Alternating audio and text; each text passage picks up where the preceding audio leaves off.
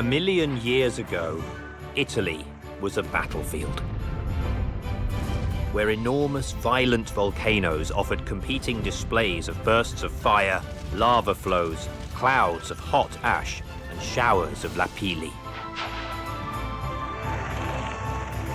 They raised mountains and erased valleys. It was a mineral world. There was no room for plants or animals.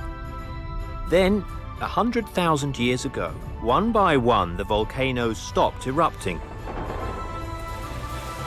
Rain gradually filled the ancient craters, turning them into lakes. It was the beginning of a new adventure for life, which this time conquered the land of volcanoes.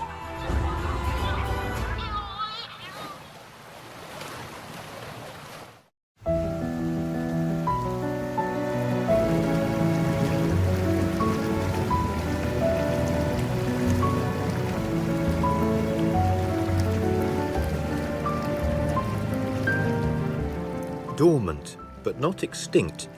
Even today, ancient volcanoes continue to mutter away underground in central Italy and push columns of gas saturated with sulfur to the surface, causing the water that collects in the bottom of the craters to bubble.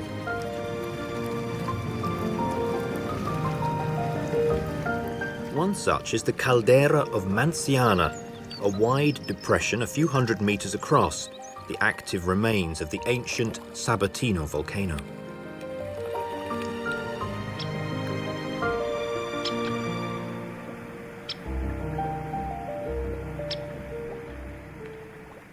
On the banks is a forest of birch, trees typical of the far north, which usually grow in the taiga of Scandinavia and Siberia, but here can grow at sea level, in the heart of the Mediterranean.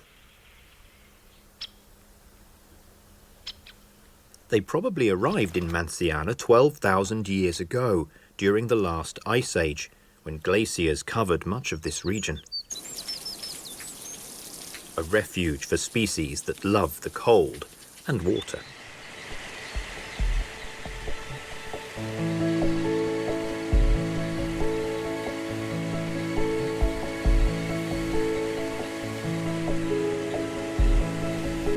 At the center of the caldera is a constantly erupting geyser, surrounded by pools and springs, where the underground gas transforms rainwater into sparkling, sulfur-flavored water. It is blue, milky, and not much suited to sustaining life. Here, there is a kind of reed equipped with a special system for expelling excessive sulfites. However, the turbid water is ideal for ambushing.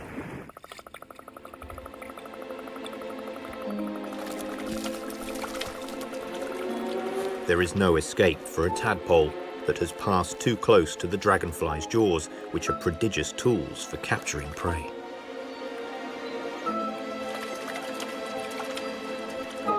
The insect can capture as many as 3 or 4 tadpoles a day, but may also fast for a week. It is the most formidable predator in these pools.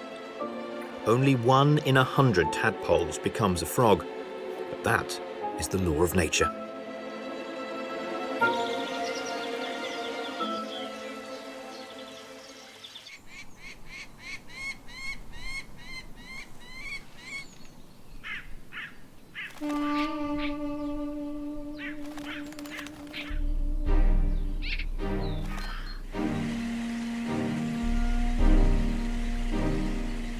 Sulfur saturates the soil, the air, and the water, which flows, cutting into the rocks, opening the way to the river Mignone, the main stream in the area, and from there to the volcanic lake that has formed in the main crater.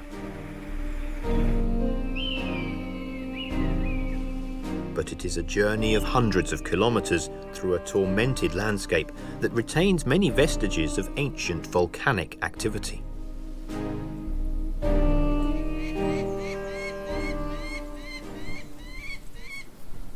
The Rio Lupo, as this small stream of sulphurous water is called, looks uninviting. Here you can find half the periodic table in a drop of water. It was a laboratory of chemical compounds which aroused the interests of the inhabitants of the area since ancient times. The first to exploit the deposits of sulfur and iron, but also of gold and silver, were the Etruscans. Their necropolises are carved into the rock. They are fascinating because they are immersed in a natural landscape, the same that must have existed in this area when they were constructed a few centuries before Christ. Cave bush crickets like Etruscan tombs. They feel safe in the darkness. Thanks to their long antennae and hair, they are able to meet partners and to find their special food, droppings left by bats. The plants and animals probably have not changed since that far-off time either. Like the Tyrrhenian lizard and the gecko, small reptiles that hide in the rocks and hunt insects. Like the kestrel, a small falcon that nests in the rocks and hunts lizards and geckos. The air is cold, but the water that bubbles up from underground is warm, forming a fog that even sunlight cannot fade.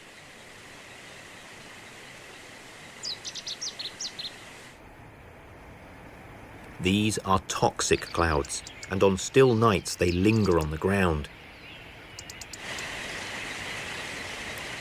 They are a death trap for animals, which asphyxiate before they know what has happened.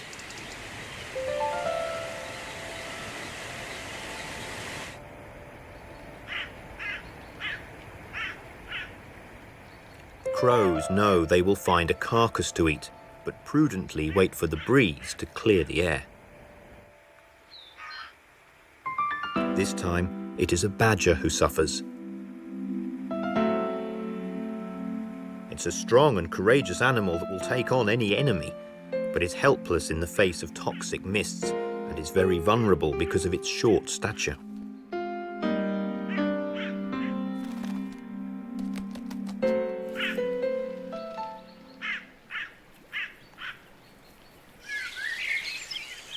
The torrent of sulphurous, toxic water runs along the bottom of the canyon, eroding the soft and friable tufa rock, which was formed by the ash of the last eruption 600,000 years ago.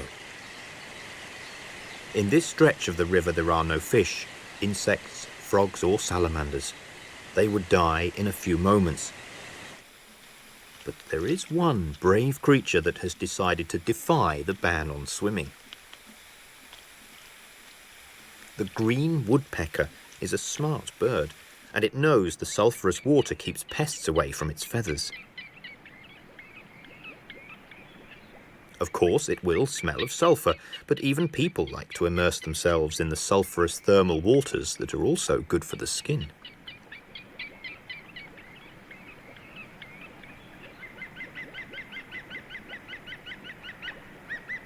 Wild bees have built their nest high up, where the air is pure and the sulphur fumes cannot reach. The wax combs are hanging on a rocky ledge and hang straight down following the laws of gravity. Now the bees have moved and have collected in a compact swarm hanging from the branches of an olive tree. They are protecting their queen, waiting for the completion of the nest the explorers have found not far from here.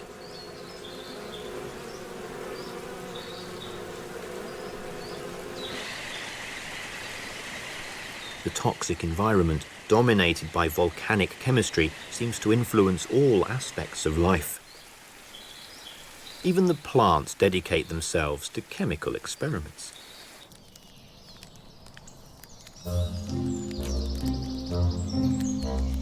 Over the course of the millennia, in fact, the presence of herbivores have led the plants to defend themselves with toxic substances.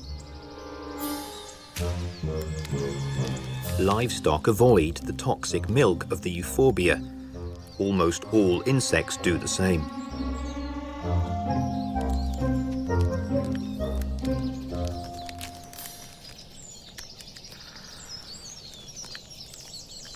The Euphorbia hawk moth caterpillar is the only animal in Europe which is able to feed on the poisonous leaves of this plant in order to transform into a beautiful olive and pink butterfly.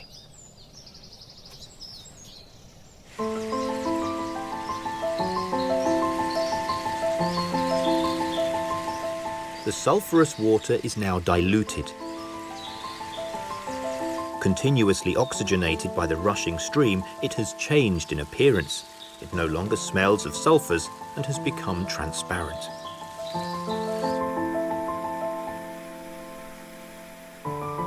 It still has a sour taste, but is drinkable, at least for a thirsty badger.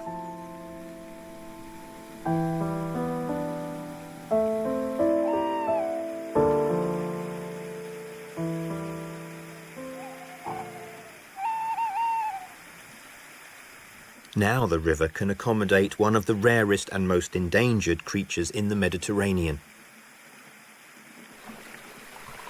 A small amphibian that is only found in this area. The spectacled salamander. This small animal, no longer than a finger, sports a striking white, red and black colouring to indicate that the little creature's toxic skin makes it dangerous. It is inedible for any predator. But that does not mean it is not threatened by habitat changes caused by men.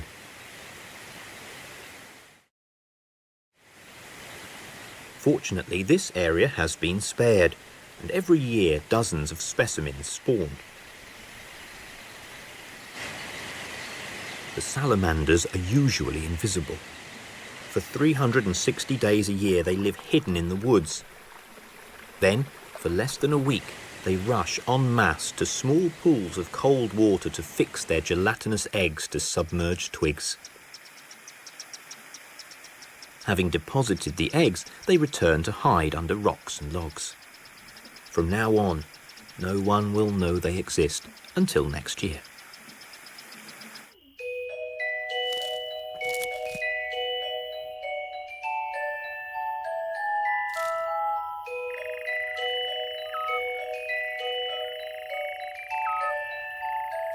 The night and the forest hide salamanders and other amphibians from the eyes of their enemies.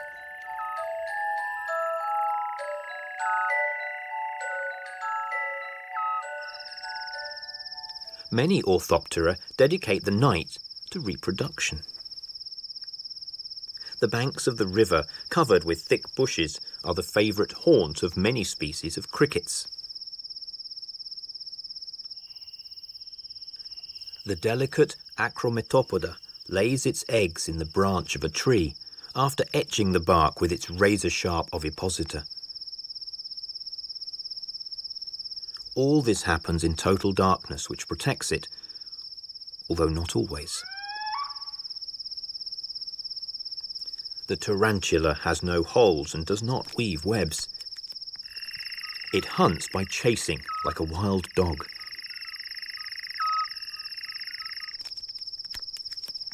Its bite is painful to humans, but not usually dangerous, the books tell us. We never tested it, but for the bush cricket, the bite is surely deadly. The body of the prey is transformed into a protein shake and will be sucked through the jaws. Somebody will clean the crime scene as soon as the sun rises.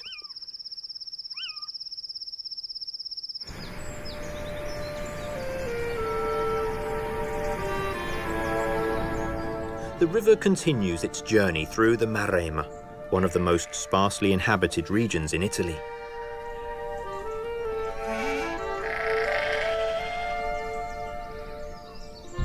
Some woods have not been cut down for many decades and have gradually returned to their natural state, filling with fallen, rotting logs eaten away by fungi, bacteria and arthropods.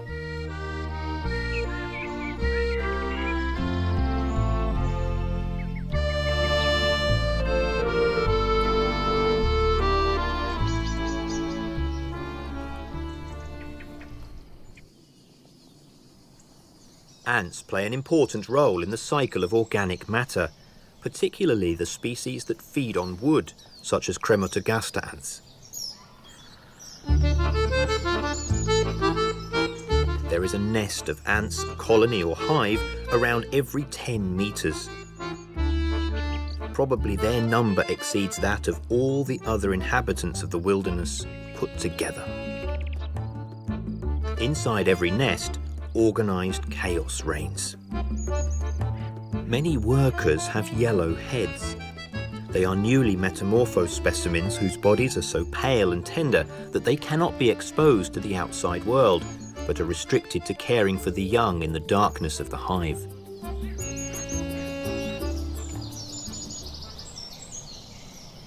Later, when their heads turn red and their bodies darken and harden, they will be ready to carry out their duties outside, including fiercely defending the nest from attacks by enemies, biting and spraying formic acid.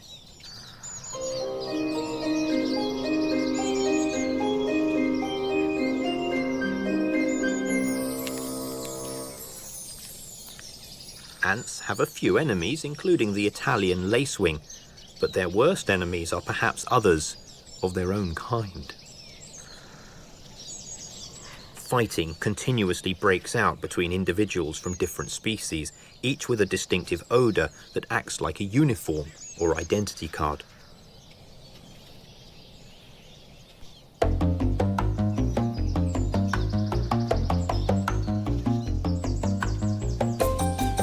Small red ants consider Camponotus ants their fiercest enemies. A small team of red ants explores the territory of a colony of Camponotus. They are immediately spotted by their cousins, and the chase begins. This time, the larger ants can easily arrest the invasion.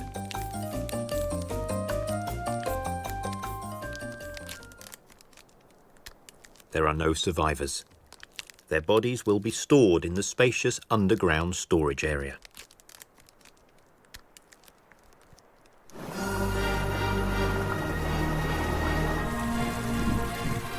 The Rio Lupo has now become the river Mignone and flows through an ever deeper, ever more shadowy gorge, where the sun reaches the bottom for only a few moments a day.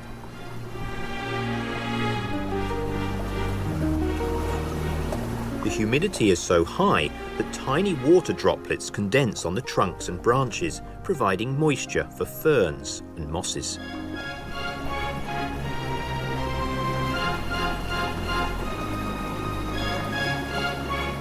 Mosses are real sponges that play an irreplaceable role in the life of the forest, absorbing water when it is abundant and giving it back slowly when in short supply, making it available to all the creatures living in the gorge.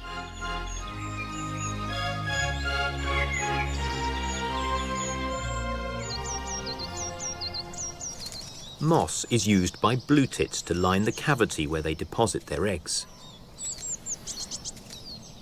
Long-tailed tits, on the other hand, use a very special material, lichens. These are finely woven to form a soft bag that these relative of the blue tits have hidden in the tangle of branches. Tits and other insectivorous birds have healthy appetites. They devour a prodigious amount of caterpillars and help protect plants from many pests. But they are not able to deal with a living fortress like the caterpillar of the gypsy moth.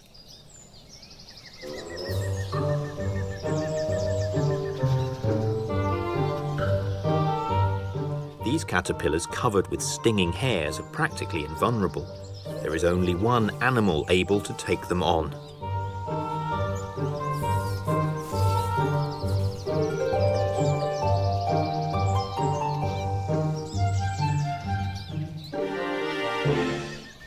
The Calisoma is a beetle with an insatiable appetite. It begins to eat the caterpillar when it is still alive. Its glittering armor protects it from the hairs, while the mandibles cut up the victim. Once rendered harmless, the caterpillar turns into an edible jelly, and the beetle can eat dozens in a single day. So much so that there are those who follow it to take advantage of a free snack.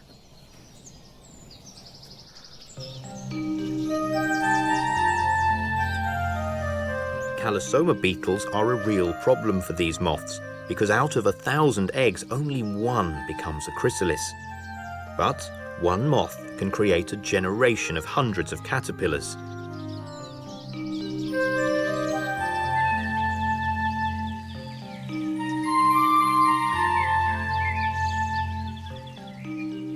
The great oaks that grow on the ashes of the ancient volcano seem to know that there will be more infestations of caterpillars and stand there, solid, ready to face the next attack.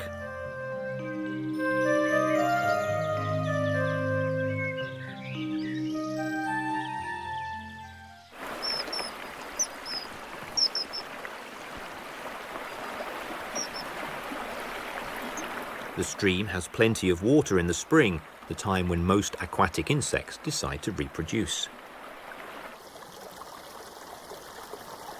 Pebbles and plants are the theatre of the amorous passions of the damselflies. Male damselflies are territorial and spend much of their time on their perches, from which they depart for short flights of display or to hunt. If a female approaches the male, he chases her and grabs her around the neck with his cerci. These aerobatics end with the characteristic heart-shaped pose, during which the male transfers the sperm into the female genital cavities.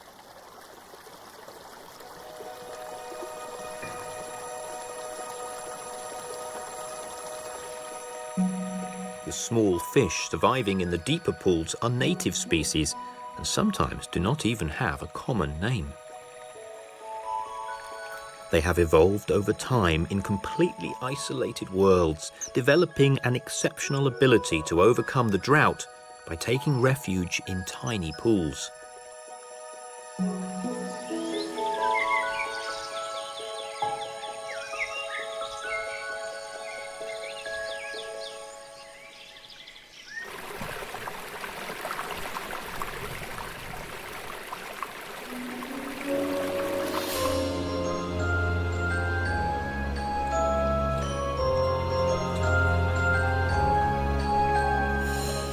A solitary ruin overlooks the land of volcanoes.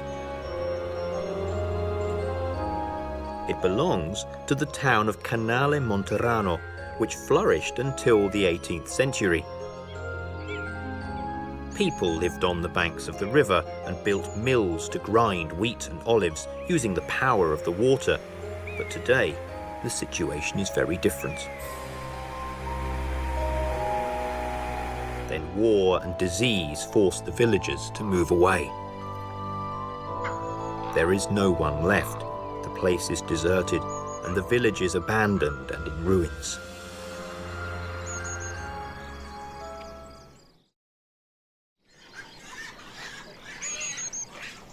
This small village has been abandoned by people, but not by animals.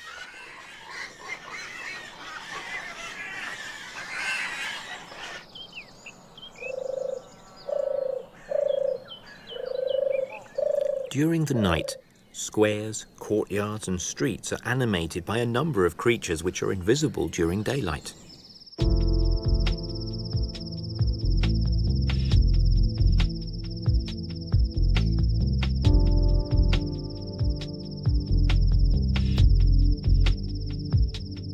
Wild boars come out of the bush to feed on roots and earthworms, while a pine marten carefully marks with its scent its personal home range.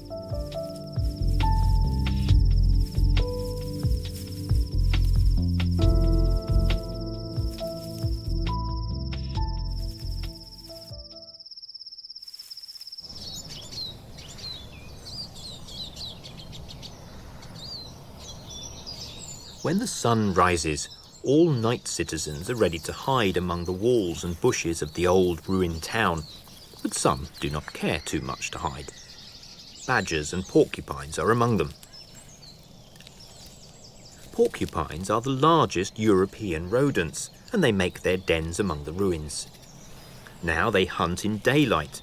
The last poachers have retired, and these animals no longer have enemies.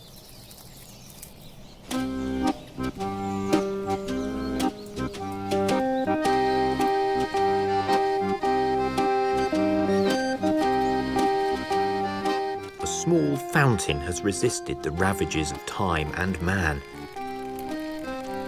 It is a paradise for the wood frogs. Other amphibians have chosen an unusual spot in which to reproduce.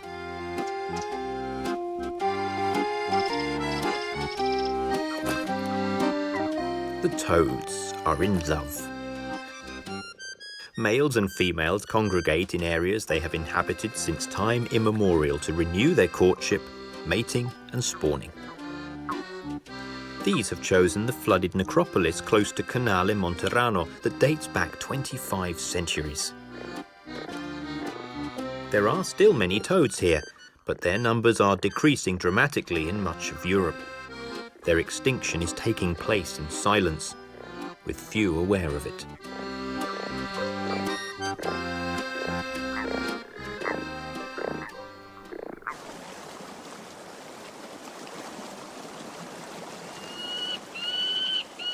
On its journey to the crater lake, the stream has deposited elegant concretions that hang down like columns from almost vertical walls. It is a difficult hunting ground, but not impossible for the most agile of carnivores. A marten raises an alarmed reaction from the lord of the ravine, the peregrine falcon.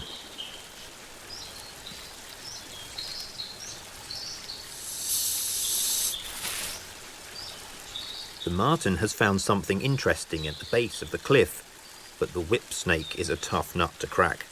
It is strong and aggressive and cannot be caught from behind.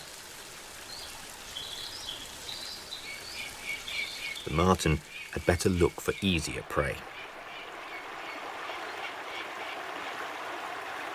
These rocks are also frequented by the most acrobatic of insectivorous birds, the wall creeper, which meticulously explores every crack looking for small insects and spiders. The wall creeper is fluttering not far from the falcon's nest, but it knows it will be safe if it keeps close to the rocks. The peregrine falcon is the fastest and the most skilled of the winged hunters, but needs a lot of space for its aerial maneuvers. No hawk would be crazy enough to risk slamming into a rock wall at 300 kilometers an hour to catch a prey of a few grams. The peregrine falcon chicks have now grown and are ready to leave their nest, located in a cleft of the rocks overlooking the river. But they must be careful. They could fall. If they fell, there would be no protection. The current would sweep them away. But the desire to get out of the narrow hole where they have lived for weeks is too strong.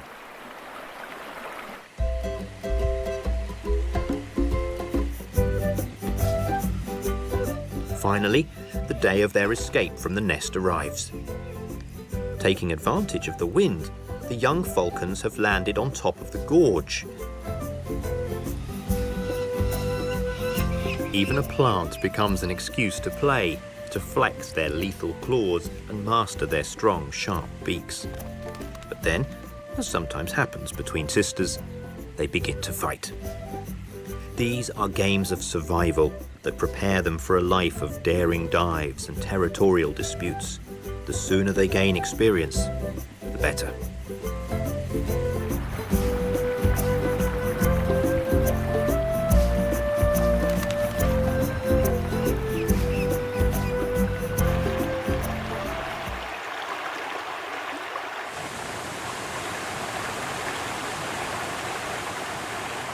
On its journey to the crater lake, the stream forms a waterfall.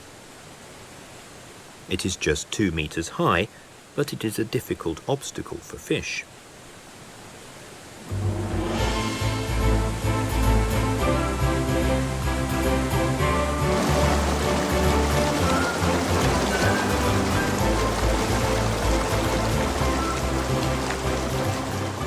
Once a year, the shad have to swim against the current to spawn.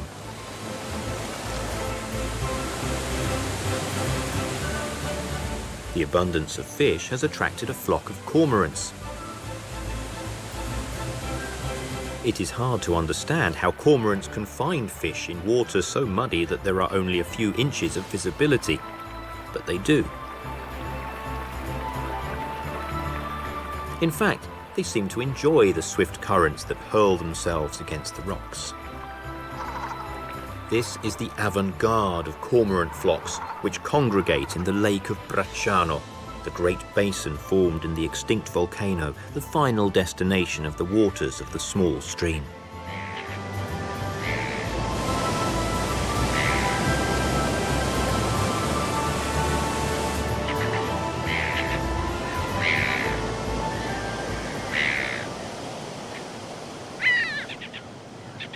The great basin appears in all its majesty beyond the crest of the crater. This is Lake Bracciano, the 8th largest lake in Italy, the final destination of the waters of the Rio Lupo. It is perfectly circular, 15 kilometers in diameter and about 50 kilometers in circumference. It is like a small freshwater sea. And just like the sea, it can become stormy when the mistral wind blows.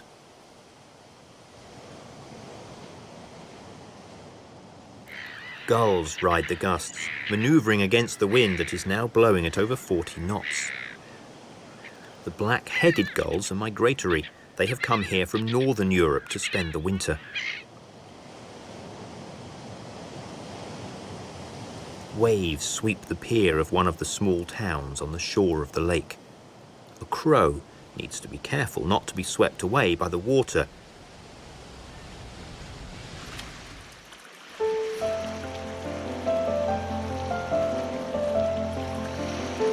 The lake is a fishing reserve for the cormorants that arrive in large numbers at the beginning of winter. After fishing, they must dry their feathers, and they perch on poles, exposing their open wings to the wind. They are heavy birds, graceful in the water, but rather clumsy in flight.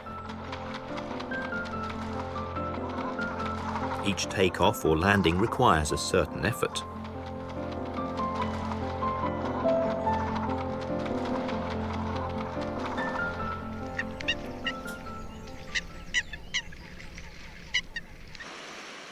There are many adults, but also many young, with white bellies, born last summer on some remote cliff overlooking the Baltic Sea.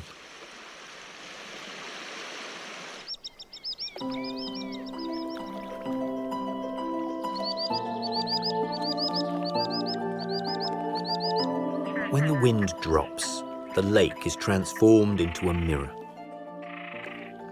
Lake Bracciano has only a small tributary and a modest outlet, so it takes a long time for the water to change. It takes over 100 years for the water of the lake to be completely renewed, longer than for the waters of the Mediterranean to be replaced through the Strait of Gibraltar. This has been the salvation of Lake Bracciano, but it is also the reason for its extreme vulnerability.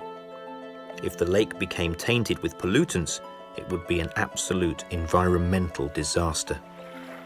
Fortunately, it continues to be filled with clear water. It is a reserve of 5 billion cubic meters of water for Rome and a wetland of European-wide interest for waterfowl that can rely on water free from the ice even in the coldest winters.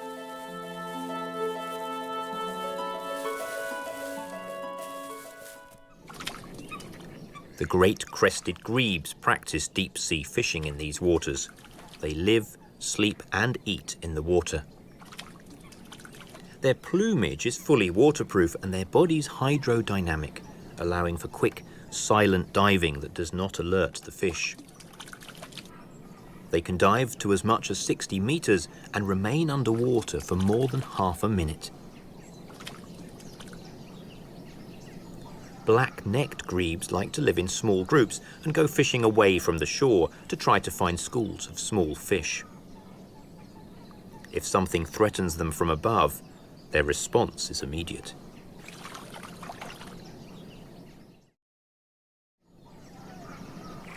There are many coots and diving ducks, such as the common pochard from the Baltic region and Eastern Europe.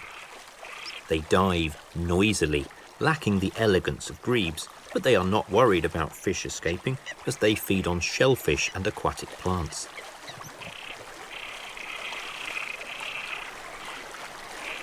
They are among the few birds that can feed themselves far from the shore.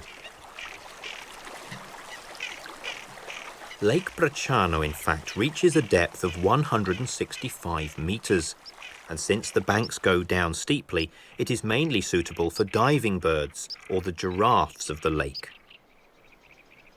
Swans.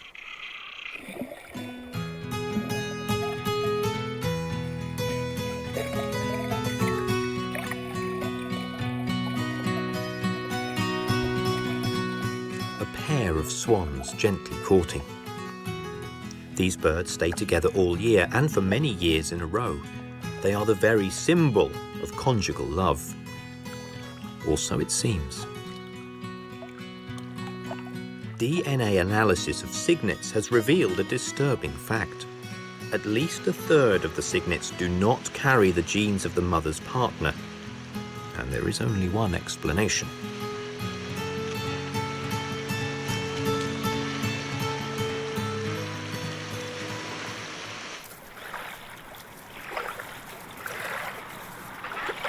In one area of the lake, the shore slopes more gently, and a dense reed bed has grown up because the storks are able to anchor their roots to the lake bed and to allow their ears full of seeds to emerge from the water.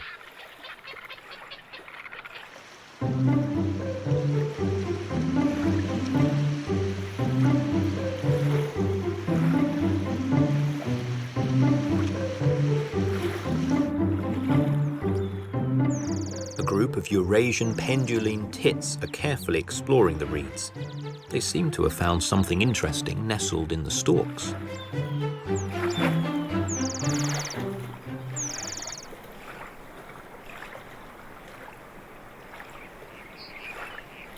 Although it looks like a small chicken, the water rail is related to the crane. It has long toes and a strong beak, which it uses to rummage through the mud and among the reeds in search of small animals. It is not easy to spot, but its loud cry sounds like a pig squealing, hence its Italian name, Porciglione, which means little pig.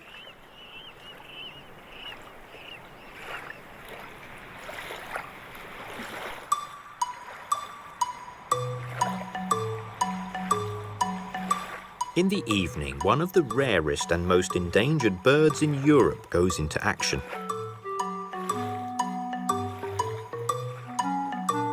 The bittern is a large heron with plumage the colour of dried reeds. It is perfectly camouflaged.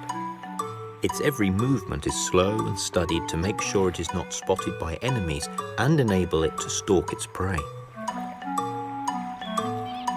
It dips its beak into the water like a sensor to locate a fish or a shrimp through detecting vibration. There are only a few thousand couples left in Europe, and the volcanic lakes and reed beds are an important natural refuge for this species.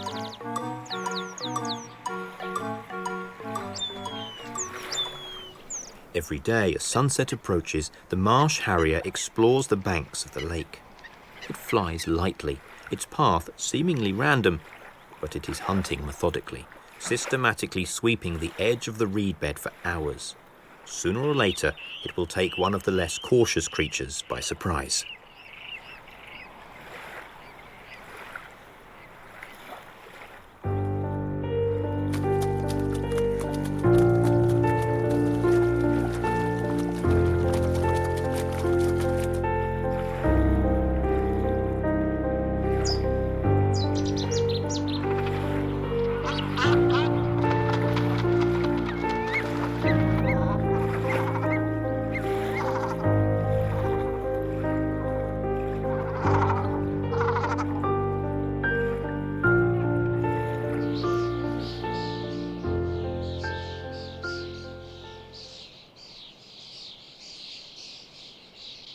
Each year, when spring comes, the starlings that have spent the winter on the shores of the lake congregate in large groups. They gather their strength, close ranks, and prepare for the migratory flight that will take them to Central and Eastern Europe, more than 2,000 kilometers away from Lake Bracciano. They have decided to sleep on the banks of the lake because it is sheltered from the wind and from predators.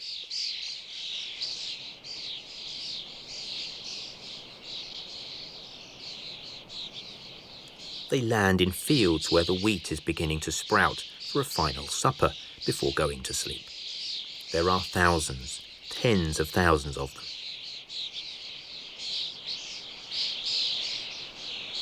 A buzzard dives into the group, hoping to capture a stray bird in the confusion, but the starlings move in unison and form a compact wall that wards off any attack.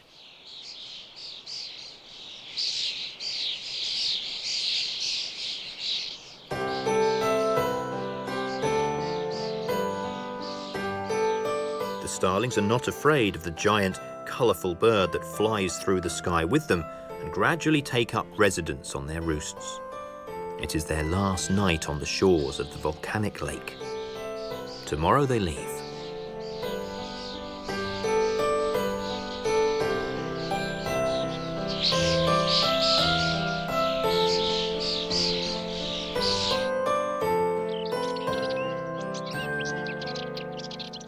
On the banks of the crater, the oaks are still bare, but the hoopoes have arrived.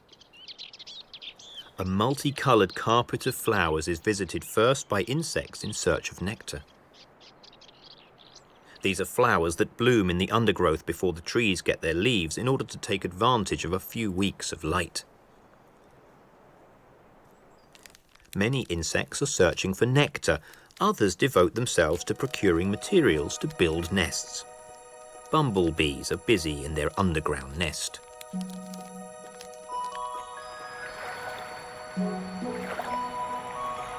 On the shores of the lake, mud daubers collect mud for their small, earthenware nests.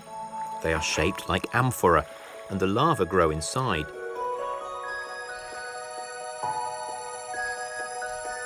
At metamorphosis, they break the operculum and free themselves from their casing. Then fly away, with no one to guide them or teach them how to build mud nests.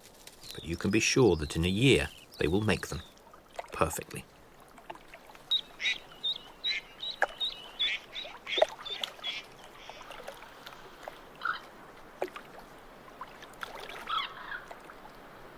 The reeds protect the broods of waterfowl, keeping them safe from terrestrial predators.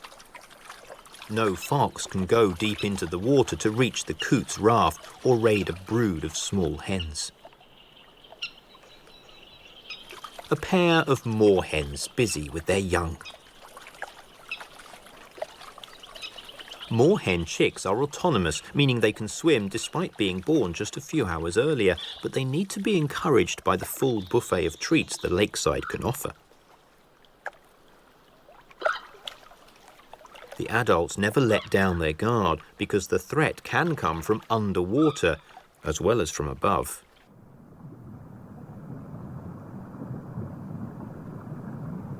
Because there are watchful eyes peering down at what is happening below. The black kites have returned to the shores of the lake. They have spent the winter in Africa, south of the Sahara, and crossed the desert and the sea to get here.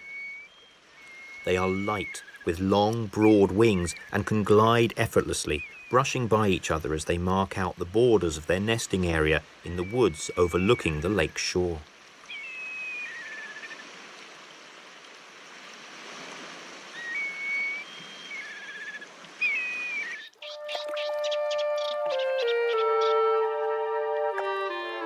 Spring is spawning time for most amphibians. Crested newts congregate in shallow pools, plenty of plants to court their females.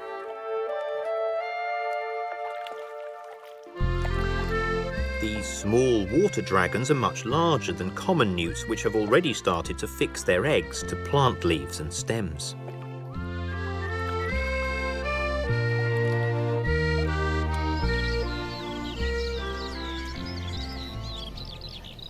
on the banks, the army of European green toads that have wintered in deep tunnels is getting ready to move. Each burrow is inhabited by 1, 2, 3 toads that wait until nightfall to go out onto the lake to spawn. They fear the heat and the sun's rays. But today, the toads do not have to wait for the evening to come out of their shelters, because something extraordinary is happening. An astronomical event that has not occurred for almost 20 years.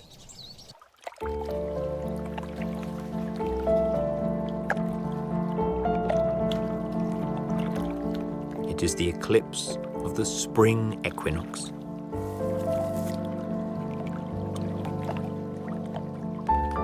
The moon slowly eats into the disk that gives life to the planet. The animals are quick to get into the water. Intimidated by this terrifying event, the toads are silent. Then the sun shines again on this land forged by volcanoes and its lake, and the concert of songs and calls rises again.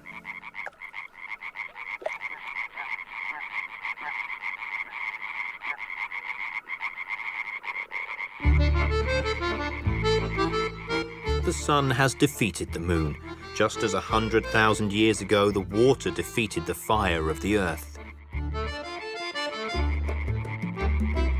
Life can continue on its course on the shores of this lake, which is as old as the volcano that it has replaced.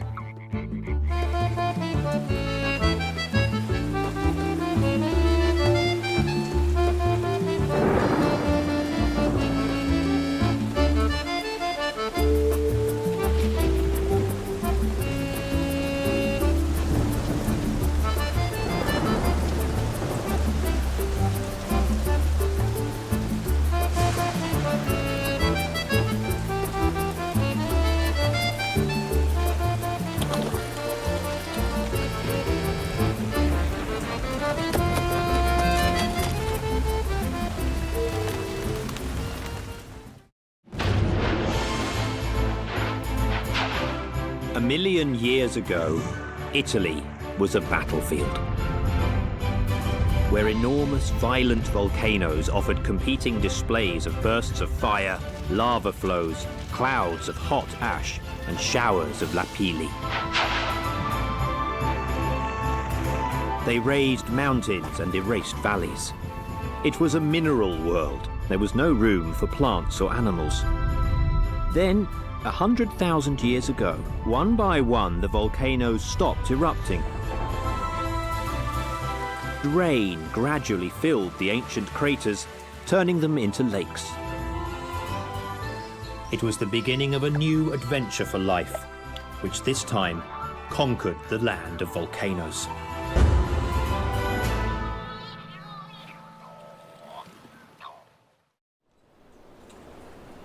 These pines, whipped by the storm, are all less than 50 years old. They cannot be a day older, because 50 years ago, the temperature of the rocks here exceeded 1,000 degrees, and everything burned within a radius of hundreds of meters. These black rocks that had just erupted from the crater of Mount Etna were fluid and incandescent. No form of life could withstand the terrible heat that had sprung from the womb of the earth through the highest active volcano in Europe.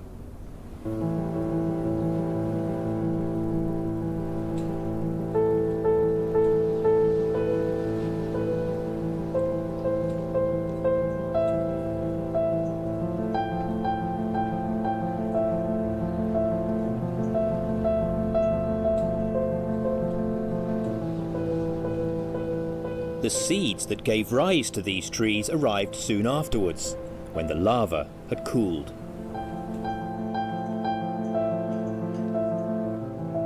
These pines have brought with them a small bird, the red crossbill, which feeds on pine nuts.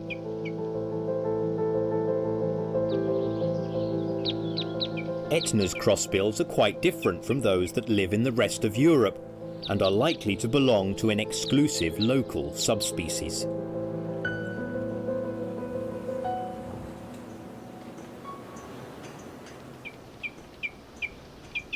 These pines, however, cannot expect to survive for long, because for 200,000 years Etna has never stopped determining the fate of plants, animals, and humans.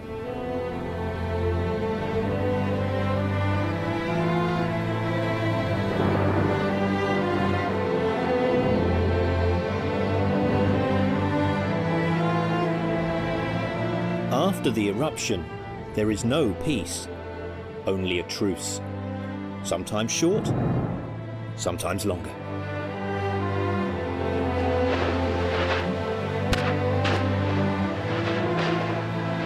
Etna threatens not only shrubs and woods, but also crops, homes, and an entire city. Catania, one of the most heavily populated in Sicily and the Mediterranean.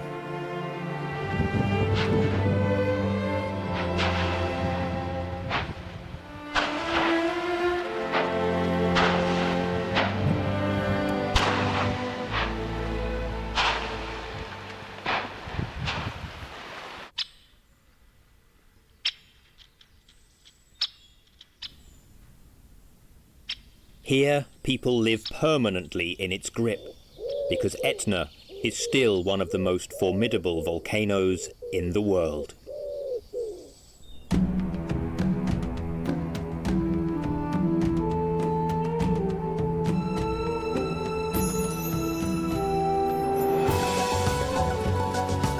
This volcano was well known to the ancients.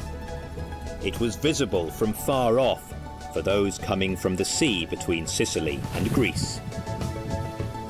The Arabs, who for a long time dominated this island, the largest in the Mediterranean and among the most fertile and rich, called it Jebel, the mountain, from which it derives its second name, Mongibello.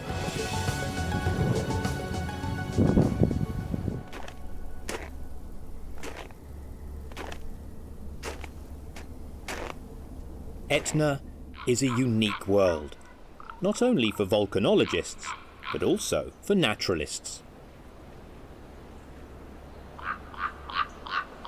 This mountain rises from the plain of the river Simeto, where every summer temperatures reach over 40 degrees, and is covered with snow and ice on its summit. In these 3,300 meters of difference in height, the environment changes continuously, from the highly cultivated lower slopes to the increasingly wild terrain, and higher up, until the point where people have had to give up entirely. Here, it is the volcano that rules. Plants and animals know it, but that doesn't mean they give up trying to challenge it.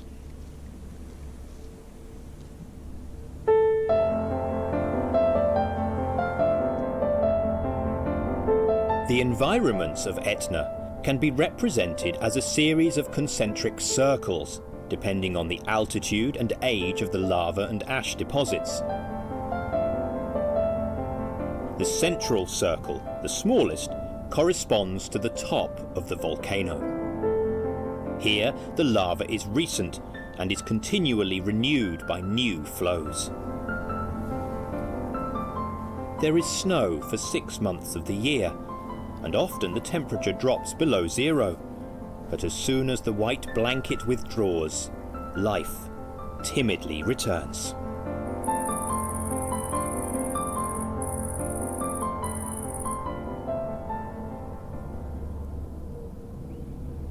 Some boulders, true volcanic bombs, weigh tons and were launched hundreds of meters high during the most violent eruptions, when the pressure of the underground gas reached unsustainable levels. Now they lie inert, but their impact on the ground has been as violent as that of an explosion.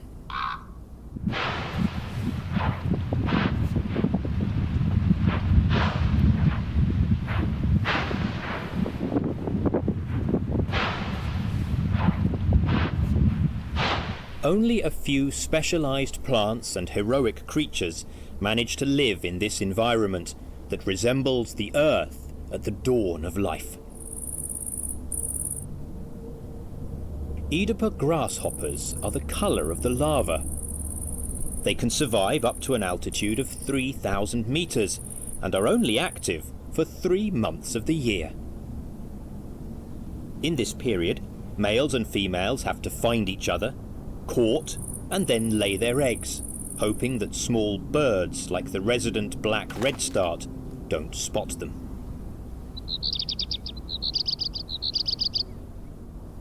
It is usually the males that produce the shrill sound by rubbing one tegmen against the other. Crickets sing to mark their territory, ward off other males, or to attract females.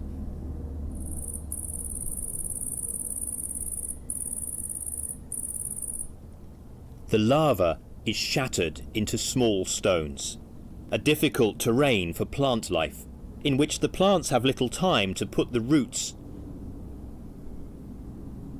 Some boulders are encrusted with lichens. They are the result of the symbiosis between a mushroom and an algae. The former ensures the logistics, the adherence to the substrata, and the ability to withstand the elements, while the second guarantees a continuous supply of sugars through photosynthesis. The result is excellent. The mushroom-algae pair is the first to settle on the lava. The higher plants arrive later, and in order to survive, they have to cling to the ground to resist the impact of the wind that blows ceaselessly. Their leaves are covered with hairs to trap droplets of water carried by the fog, which is a friend of life. The fog is the main source of water for high-altitude plants, because the soil does not retain water, which immediately flows away underground. Each lava expanse has a well-defined age. Its date of birth corresponds to the eruption that brought magma to the surface. 1, 2, 10, 20 years are the intervals of time that the volcano makes available for life to be born, get organised, and prepare to die.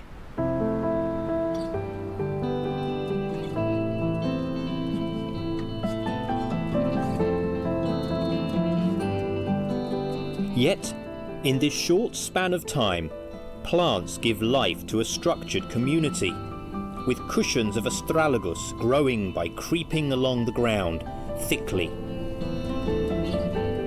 creating in their central section a moist microcosm protected from the wind that is the heart of the plant.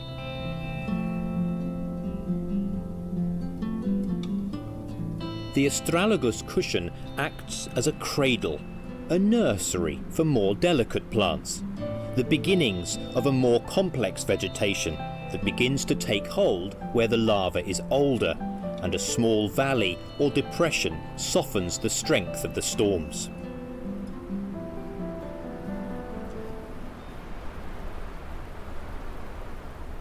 It is not uncommon for insects and spiders to land here, caught up in the wind at lower altitudes and transported high up by the drafts that blow up the slopes of the volcano. Many are destined to die because of the low night temperatures or lack of food, but some manage to survive and find a personal refuge.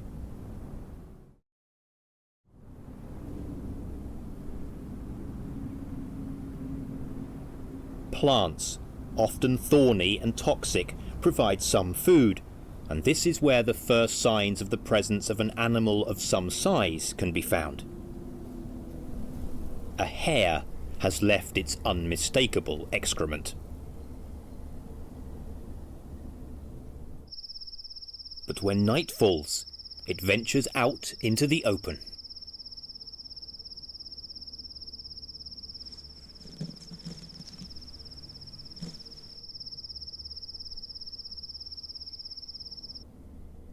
In the remaining hours of daylight, It rests in the thick of an impenetrable shrub to hide from its most feared enemies, foxes and golden eagle. There is only one pair of golden eagles on Etna. The lack of prey and of suitable places to build nests makes it impossible for a second pair to settle. This female is the undisputed queen of the expanses of lava and shrubs that it flies over, in the hope that some hare has decided to come out into the open before it gets dark.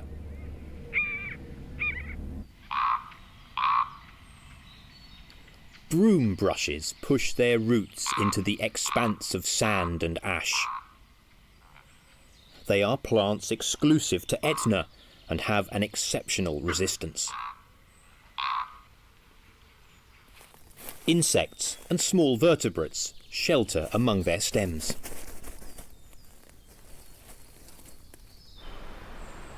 Lower down, the second ring in the succession of Etna environments corresponds to the woods, made up of broad-leaved trees and conifers.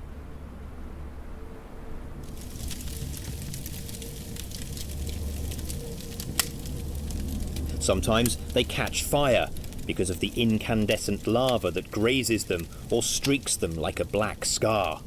But when they do manage to survive, they shelter a rich fauna. These pines are the result of artificial reforestation, but now appear very natural. Some are monumental plants. Others are just beginning to grow in the cracks where the wind has deposited a bit of humus and a pine nut was lucky enough to fall.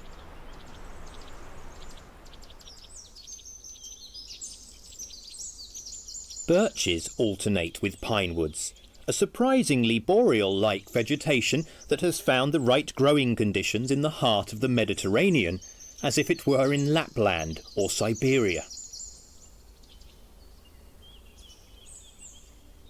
They are elegant plants, with a white trunk that contrasts sharply with the black lava.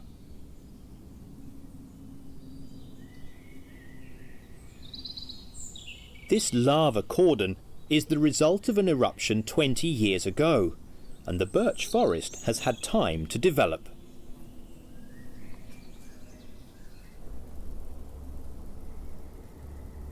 The soil here is very fertile, and even though water is scarce, the plants have found a way to push their roots deep into the soil.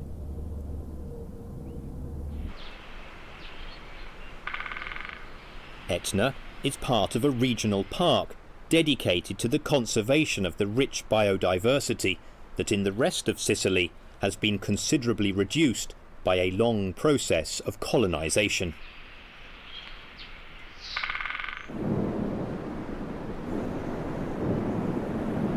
Here, on the other hand, the volcano's intemperate behaviour has prevented humans from acting too arrogantly, and has allowed many interesting life forms to survive, representing a cold, humid, biological refuge in the heart of one of the hottest parts of the entire European continent.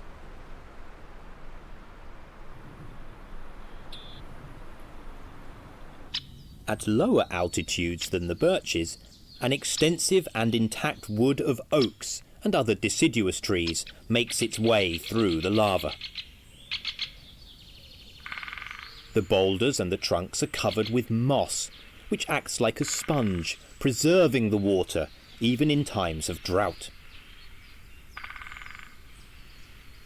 A fox slinks furtively through the undergrowth. It is the island's largest terrestrial predator, since wolves were wiped out at the beginning of the 20th century.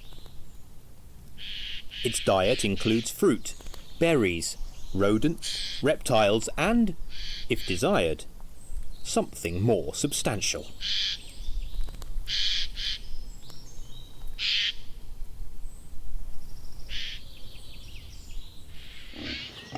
It could attempt to take one of a litter of wild boars, but they are jealously guarded by the sows.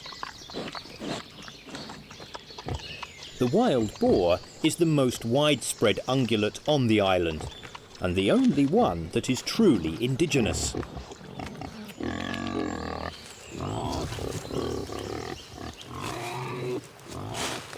Wild boar can count on acorns and chestnuts, and of course, on an infinite variety of animal and vegetable substances that its sensitive snout can detect in the undergrowth.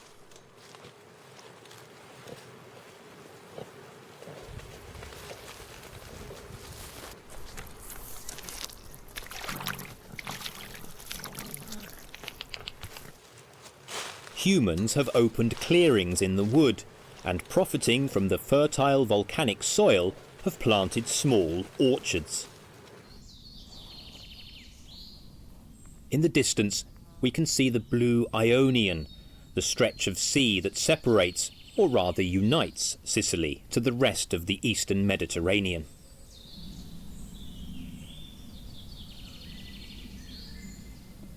Thanks to the orchards, insects are widely present, and here come the most deadly predators of the wood, which have their nest in some old trunks of chestnut or oak. Hornets. They have no match. No other animal can fight with this creature, equipped with sharp jaws and a venomous sting that is used for hunting and defence. These cousins of the wasp are 3 times larger and 10 times more dangerous. They cause the death of more people every year in Italy than all other wild creatures combined. Hornets really are super wasps.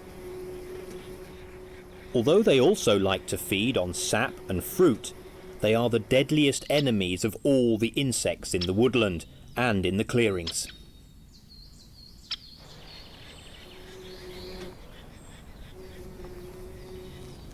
As soon as they spot their prey, they seize upon it and strike it with their stingers loaded with venom and start to tear it apart with the same voracity with which a lion dismembers a buffalo.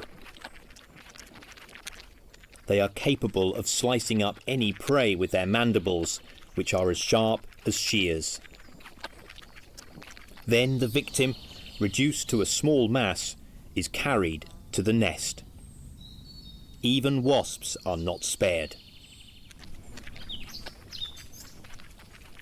A hornet colony can kill thousands of insects, bringing fresh meat to the nest without rest.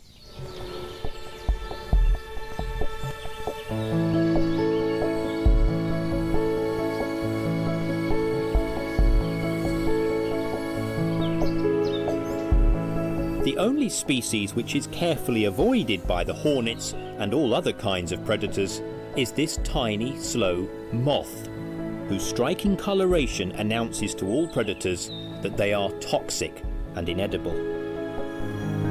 They can indulge in long courtship and mating rituals without fear of being killed by anything.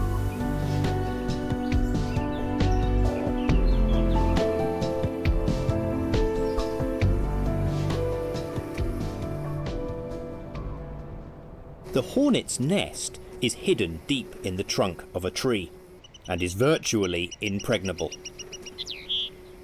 The combs are made of paper obtained by the soft wood of some trees. They chew the branches to obtain a pulp of cellulosa mixed with saliva, a wonderful papier-mâché ready to form the hexagonal cells of the growing colonial nest. It is a rather complex building, well hidden in the hole of a large trunk. It is ruled by the queen, the only fertile female which lays her eggs, and it is the headquarters of a community that has grown to several hundred workers. A guard always protects the entrance to an impregnable nest that no animal would ever dream of attacking, at least not without adequate protection.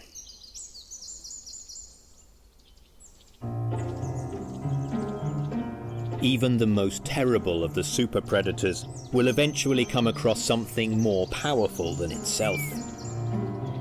In fact, there is one animal that has the tools and the skills to deal with these super wasps.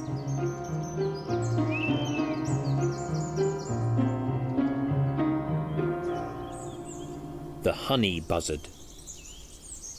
The body of this large bird of prey is covered with a thick plumage that is elastic and resistant to stings. Only the eyes are vulnerable to attack by hornets and wasps, but the buzzard has once more brought a honeycomb full of larvae to the nest to feed her chicks. It is a diffident, distrustful raptor, always looking around to make sure that there are no enemies in sight. Then, once the meal is over, it sets off on a new hunting expedition.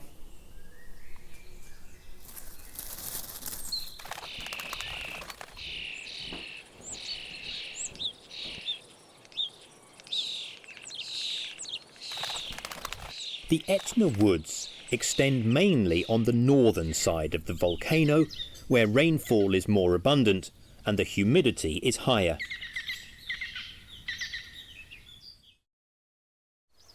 Where they have been overexploited and cut down, they have been replaced by expanses of bush that in spring are covered with blooms. This is the start of the largest range of environments, the third ring, that corresponds to the lowest altitudes, where people have had the time and the strength to cultivate the most ancient expanses of lava. It stretches for about 50 kilometres and covers the slopes of the large volcano, closed to the north by the valley dug out by the Anapo, and to the south by the one marked by the course of the Simeto, both fed by snow and rain falling on Mount Etna.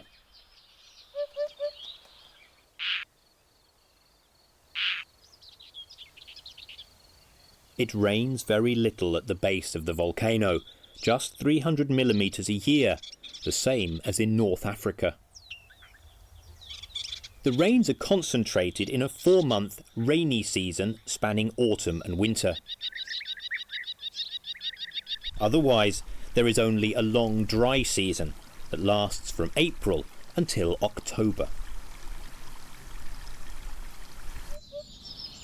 This cycle affects the development of the vegetation and the natural history of all living creatures, plants and animals.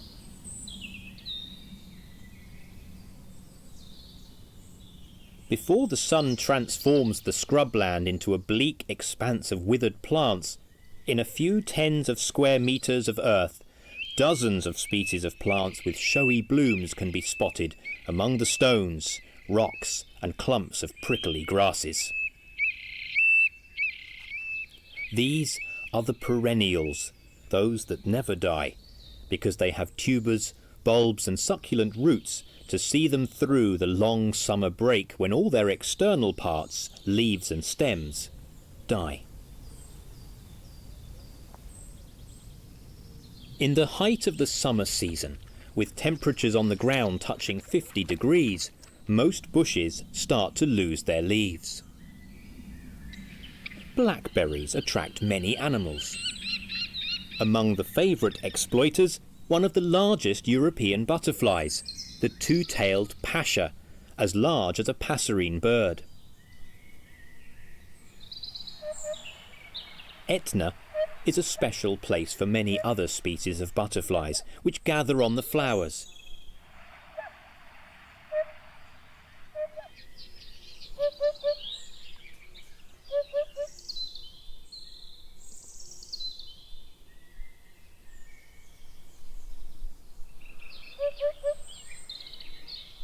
The caterpillar of the peacock moth butterfly grows on wild blackberries and other wild rosacea. Like all caterpillars, it has 3 pairs of true legs at the front and 4 pairs of prolegs on the back of its body. Thanks to its healthy appetite, the larva reaches its full size in 40 days, multiplying its original weight by 10,000 and then it is ready to build its cocoon with silk threads.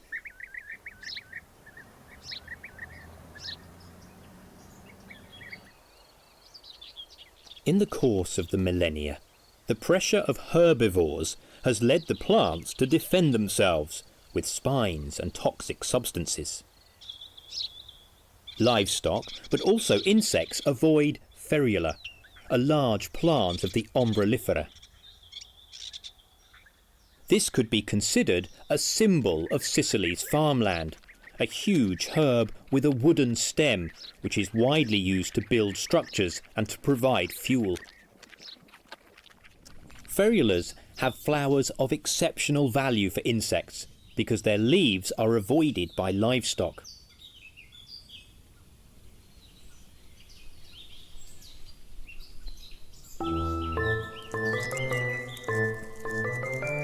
Sheep, cattle and wild herbivores all keep away from the toxic milk of the euphorbia. Almost all insects do the same. The euphorbia hawk moth caterpillar is the only animal in Europe which is able to feed on the poisonous euphorbia leaves in order to transform into a beautiful olive and pink hawk moth.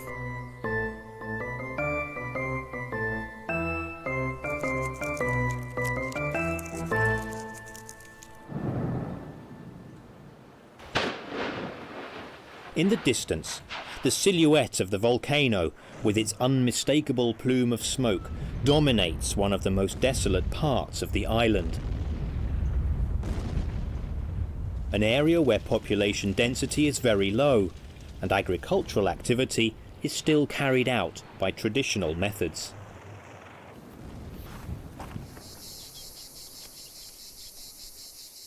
Fruit plants, pistachios, citrus fruits alternate with expanses of wild scrub, where the lava has prevented even the cultivation of prickly pears, but has provided the basic material for every construction. Now, most of these stone walls are completely abandoned. It is a pity, but somebody chose to utilize them, because in the gentle rolling grassy landscape, they are like the copiers of the Serengeti. The stones are covered with lichens and small fat plants, sedum, which bloom in the early spring, the short spring of Sicily, one of the driest places in the Mediterranean.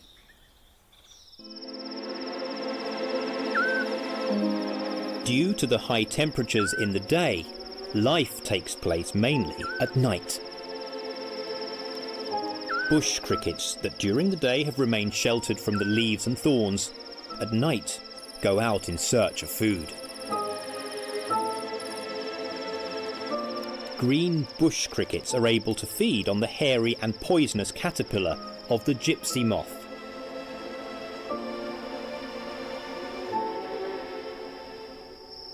Smaller species are skilled hunters and don't hesitate to stoop to cannibalism. They have to be careful though, because this is also the hunting territory of the tarantulas. The spiders are very fast. They grab their prey with their legs and immediately inject a venom that paralyzes it. A female lovingly carries her cocoon containing hundreds of eggs. She is willing to sacrifice her life rather than give up her cumbersome and conspicuous burden. Then, at dawn, spiders and bush crickets withdraw, while the sun begins to light up the countryside on the slopes of Etna.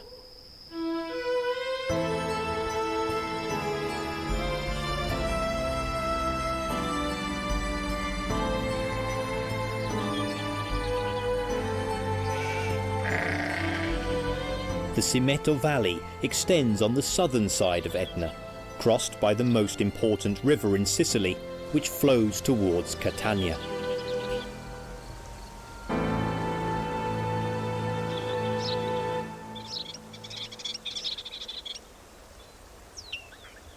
The Simeto River is fed by melting snow and the rains of the volcano. One of its more spectacular spots is the bridge of the Saraceni, which dates back to the Roman Empire.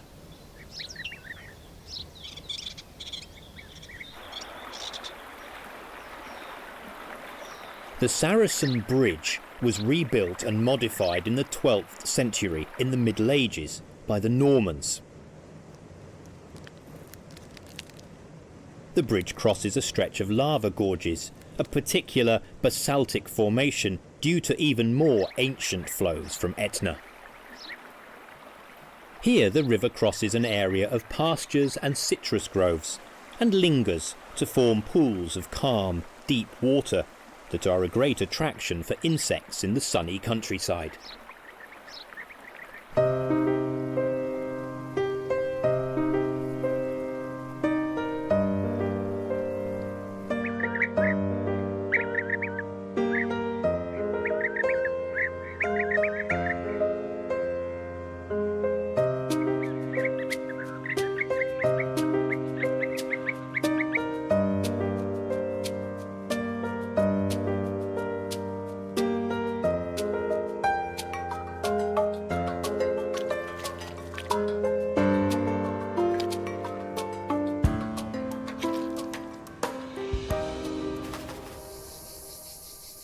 Ants are active in the cooler hours, leaving the nest as soon as it gets light to search for food. Thanks to the omnivorous and scavenger species, the environment is cleaned of waste and dead bodies of all kinds. But many species are herbivorous, even granivorous, collecting the seeds of annual plants. Ants must fend themselves from the hot sun rays, hiding in the nest when the sun is high in the sky.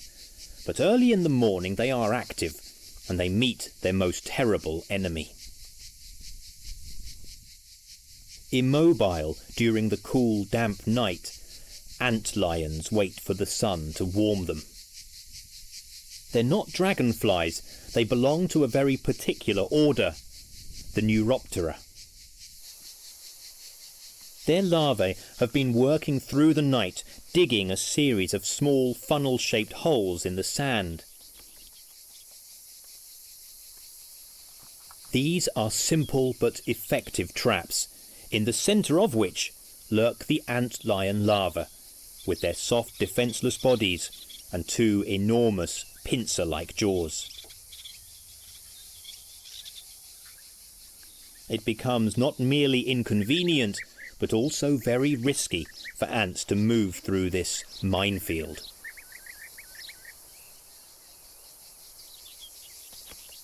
The ants try to circumvent the area of the funnels.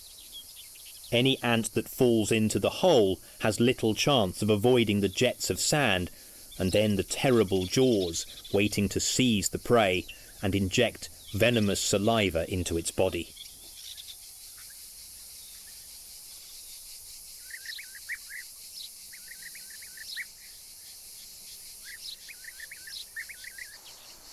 It is a tomb with no way out. This battle is repeated every day. The ants cannot avoid crossing the minefield, and the ant lions are there to demand their tribute.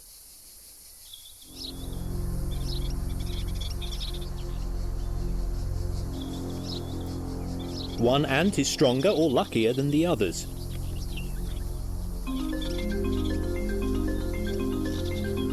This brave, strong ant is safe and can resume its walk in search of seeds.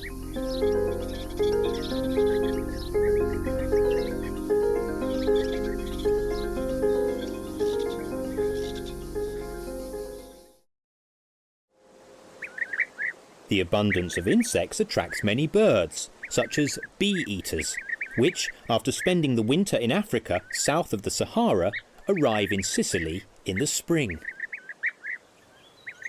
Bee-eaters nest in tunnels excavated in the soil, sometimes in vertical riverbanks, sometimes directly on the ground where the soil is softer. They eat insects of all kinds,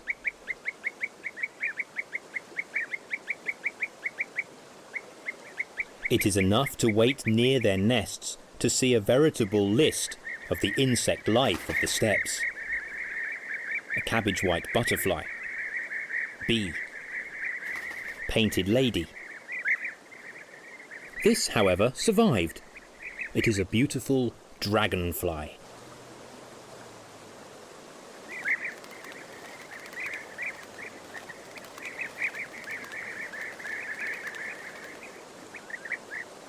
Bee-eaters catch insects in mid-air, and they do not refrain from attacking even the most dangerous insect in these parts, the hornet.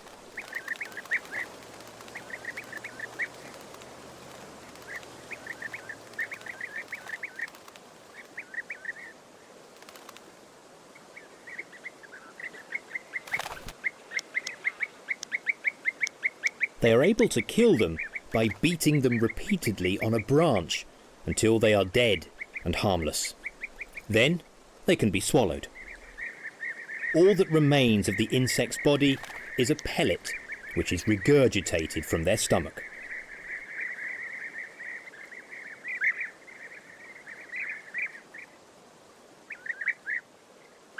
The bee-eaters are summer guests on Etna, together with many other colourful migratory birds, like the sea jays.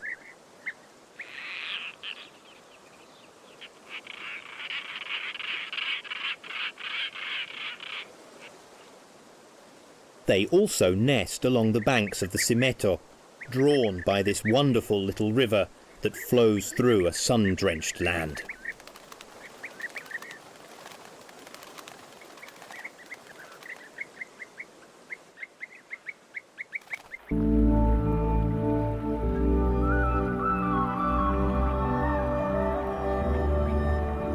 The Alcantara is famous for its impressive gorges excavated in rather young basaltic rocks which date back some 8,000 years.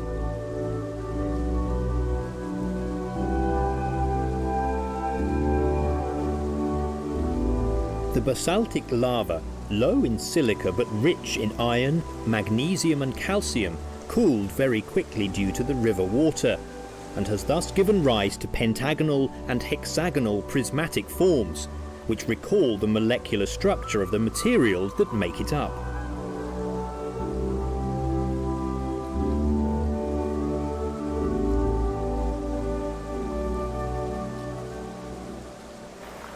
The rock, deeply fractured, lines up in curious shapes that seem to be the work of a human hand, a pile of wood, a harp, or a rosette.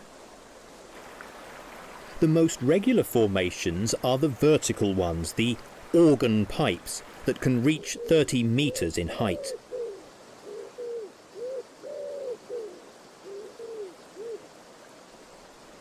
At their narrowest points, the gorges are less than 2 meters wide, and here the water flows tumultuously.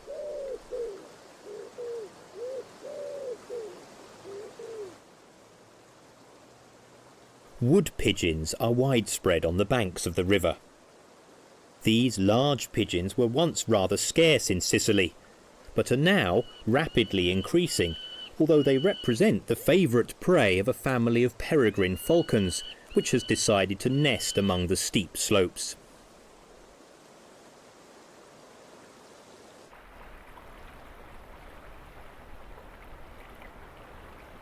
The peregrine falcon is the fastest and most skilled of the winged hunters, but needs a lot of space for its aerial manoeuvres.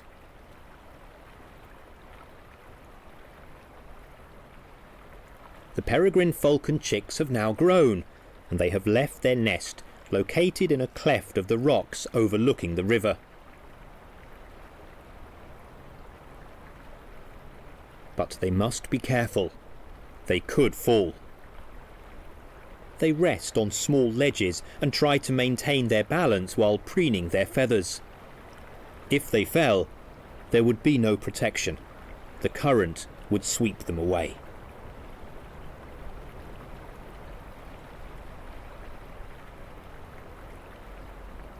But the desire to get out of the narrow hole where they have lived for weeks is too strong. The day of their escape from the narrow river gorge has arrived.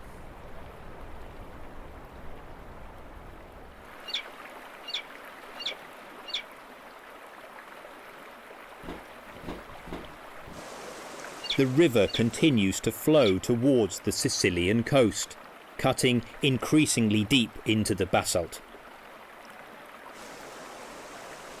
The path of the water can be diverted, but it cannot be stopped and will always flow downhill. That is sure. Equally certain is that the whole landscape on the slopes of Etna is destined to change, whether we like it or not.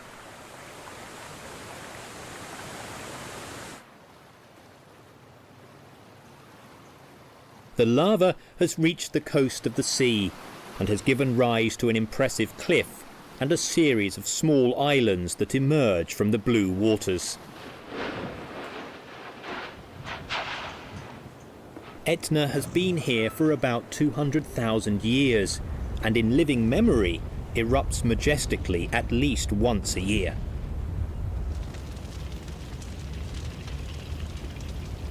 It is a relatively young, vigorous volcano, and in recent times vents have opened on the slopes at very low altitude, and from here rivers of lava have flown down, wiping out everything they find in their way. Workers scramble to block the lava path with the most powerful bulldozers and even dynamite, trying to erect dams to stop and divert the rivers of lava and save homes. But woods, stretches of scrubland and crops have often disappeared within a matter of hours.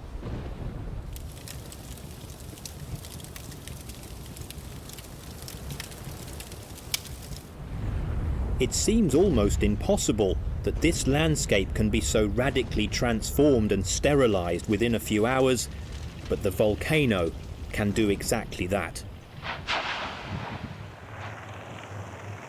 If it decides to unleash the power rumbling in the belly of the earth, it does so in a few moments. With clouds of incandescent ash, showers of lapilli, and above all, flows of molten lava.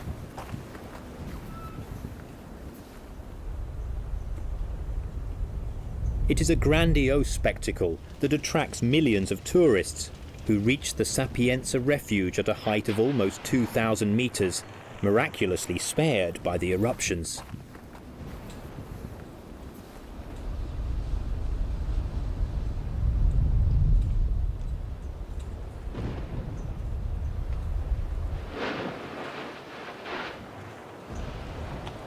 From here, thanks to a cable car and special vehicles, you can almost reach the edge of the main crater, knowing, as the guides point out, that the volcano is unpredictable and can claim a human life at any moment if you are not prudent.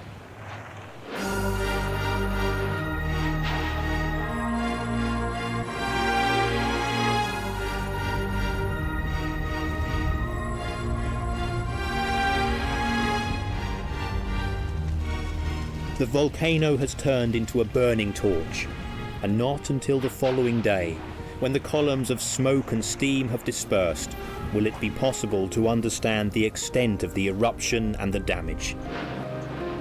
And to what extent and in what way life will have to recover what the volcano has destroyed in a single night.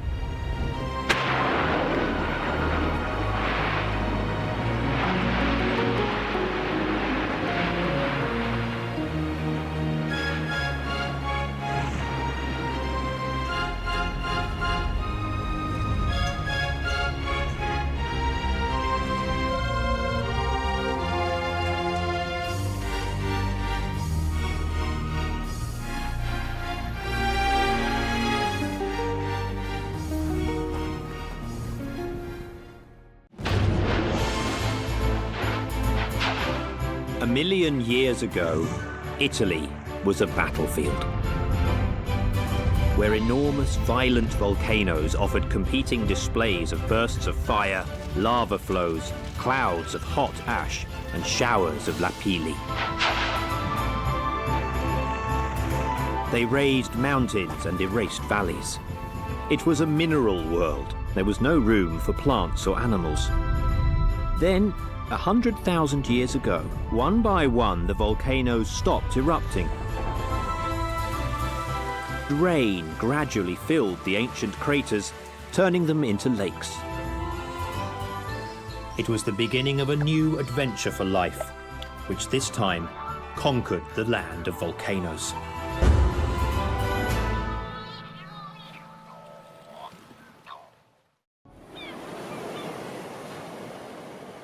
Many of the most beautiful Italian islands have volcanic origins.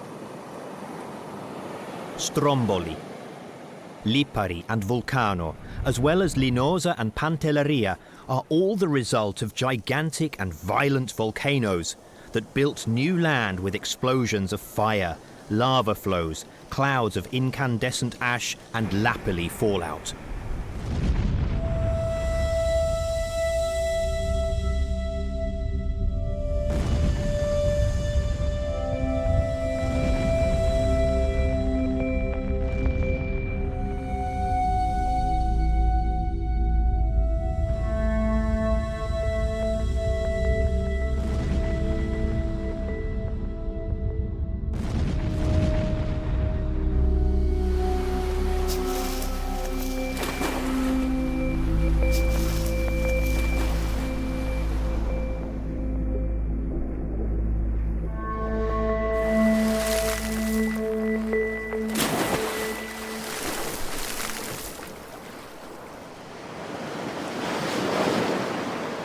At their birth, these islands were worlds of minerals with no room for life.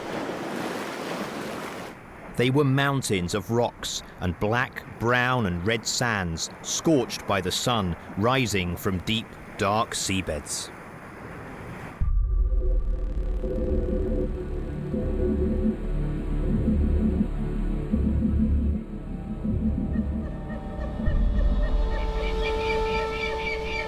But then, courageous plants and animals colonized the now cold lava. And soon after, humans arrived.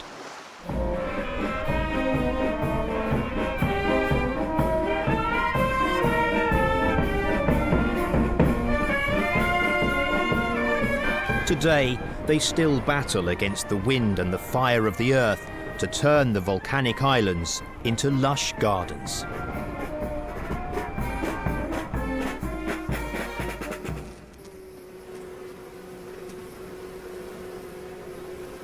The evolution of life in this, and in fact in all the islands, is one of the most fascinating examples of biogeography, the science that studies the distribution of organisms on the planet. From the biogeographical point of view, the islands can be classified in two main categories: continental and oceanic islands. The former once formed part of a larger landmass from which they were separated as a result of rising sea levels or movements of the Earth's crust. For example, the island of Lampione, one of the Pelagi Islands, is part of the North African platform and is uninhabited by the same reptiles that live in Tunisia, as well as other plants and animals that lived there before it separated from the African continent.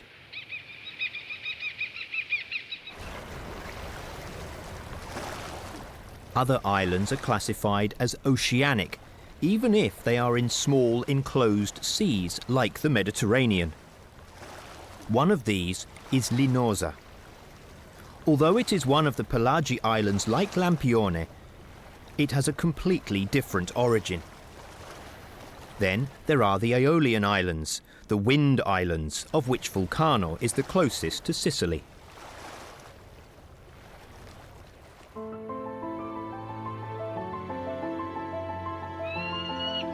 These islands arose from the bottom of the sea, following the eruption of submarine volcanoes. That is why they were initially virgins, like the surface of the moon, and only over time were colonized by the organisms that arrived there after short or longer journeys across the sea. The ladybird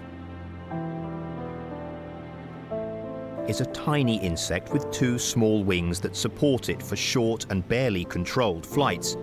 But if it is caught by a gust of wind, it can travel in the air for tens of kilometers before landing. These fell in the wrong place, on the crest of the island of Volcano, where there are no plants nor aphids on which to feed. They can only hope to resume their flight and land somewhere greener. They deserve some luck, because they have already flown at least 12 miles, the distance that separates the island of Volcano from the Sicilian coast.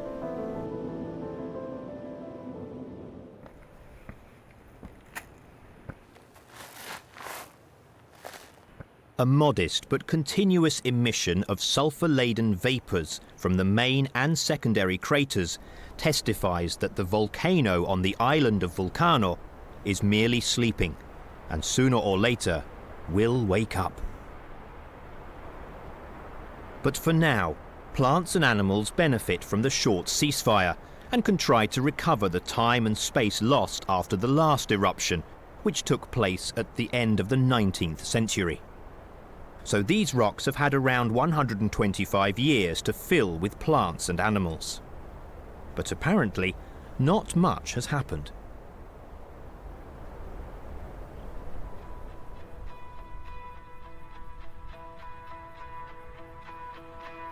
An unreal silence reigns on the crest of the volcano, only broken by the distant calls of birds singing much lower down.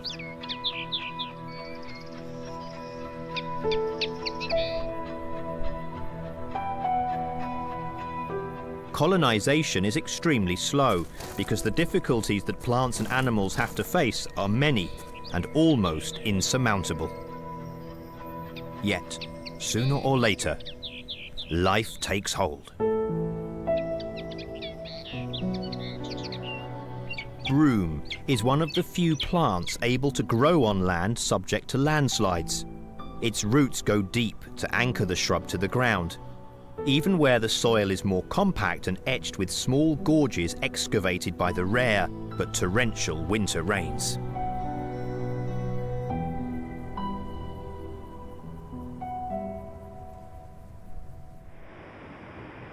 If people had not had goats, they would never have been able to live permanently on volcanic islands. These animals can live on very little water, which they take from dew and the meagre fodder. Their milk yields are low, but the milk is highly nutritious and rich in salts, as the ancients knew very well. Zeus, the father of the gods, was said to have been fed by a rustic, frugal Mediterranean goat just like this.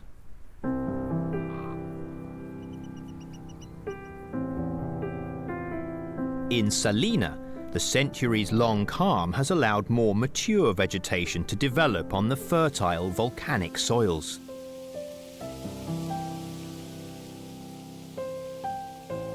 The evergreen plants have leaves covered with a waxy cuticle. Thanks to this coating, which functions like a raincoat but keeping moisture in rather than out, lush scrublands have formed on Salina.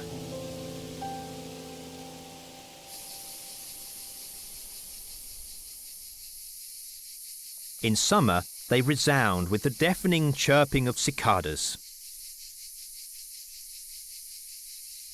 The cicadas are among the first settlers of volcanic islands. Unlike the little ladybirds, they have long wings and are able to fly over the open sea for several kilometers. The nymphs develop underground and remain buried alive for 7 years, eating sap from tree roots. After this long period underground, they emerge into the open, leaving their shell on the trunks and the branches, and start to sing.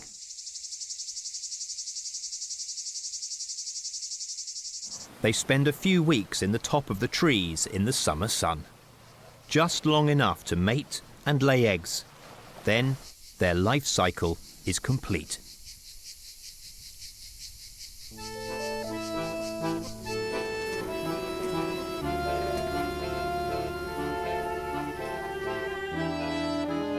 Those with wings have an advantage. But even those who make cobwebs have found a way to fly over the open sea for miles. Some species of spiders are carried by the wind using a silk thread as a parachute.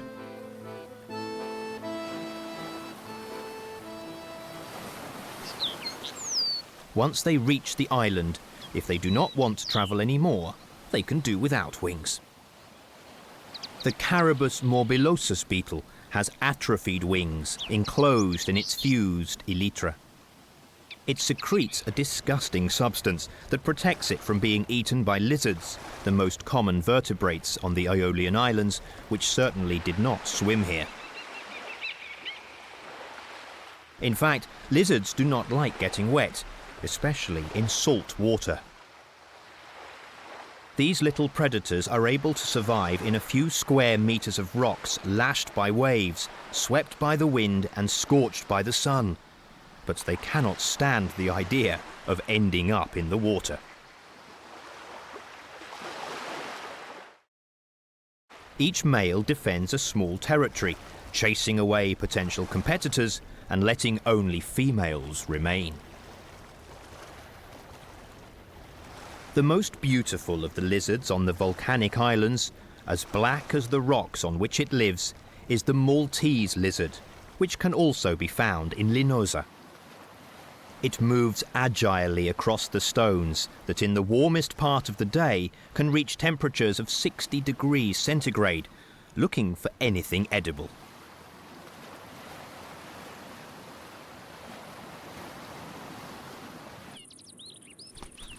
The buzzards are the largest winged predators on the archipelago. They are adaptable creatures that hunt small rodents, rabbits, and lizards. Among the very few other sedentary species are the goldfinches. If you look at them carefully and listen to their song, they seem a little different from their relatives on the mainland, as if they are about to turn into a new species. As has happened with the sparrows on the island of Volcano, a population distinct from others living in Italy.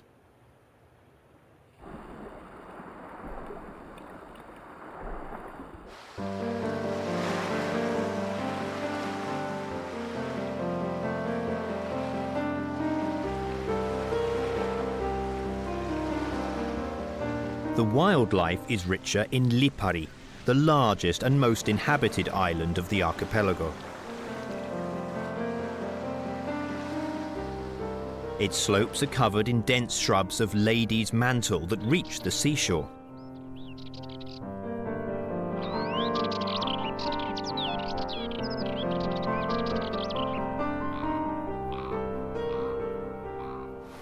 From Lipari, you can see the northern coast of Sicily and Mount Etna. The summit of Etna is covered in snow in winter because it reaches 3,350 meters in altitude, and despite the volcanic emissions, it is in the grip of frost for many months.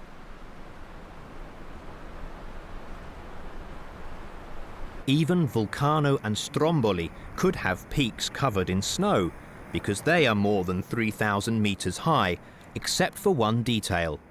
The first 2,000 meters, 2/3 of their height, are below the surface of the sea, so their real height is less than 1,000 meters. However, the main difference is not the obvious presence of snow on the summit of Etna, but is present at the organic level.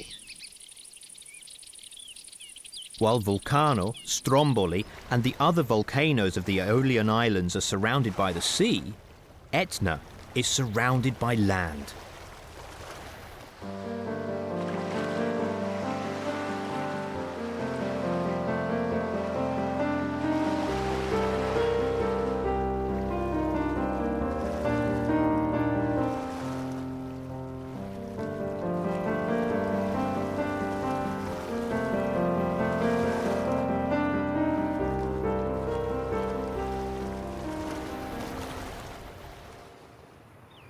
The population of the islands is the result of a delicate balance between the species that settle and those that become extinct. Humans intervene to modify the balance, not only by causing or accelerating extinctions, but also by bringing animals and foreign plants.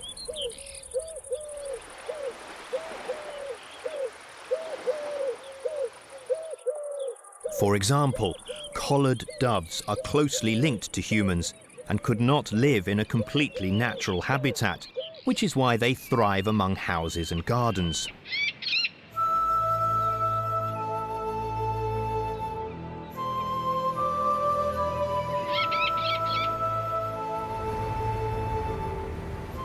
Humans have managed to colonize the volcanic islands and to settle permanently in many of them. But even today, they have to deal with the limitations imposed by one of the most hostile environments on the planet. If the sea is rough, ships cannot sail, and since there are no airports, the Aeolian Islands return to their isolation for many days, for everyone, even humans.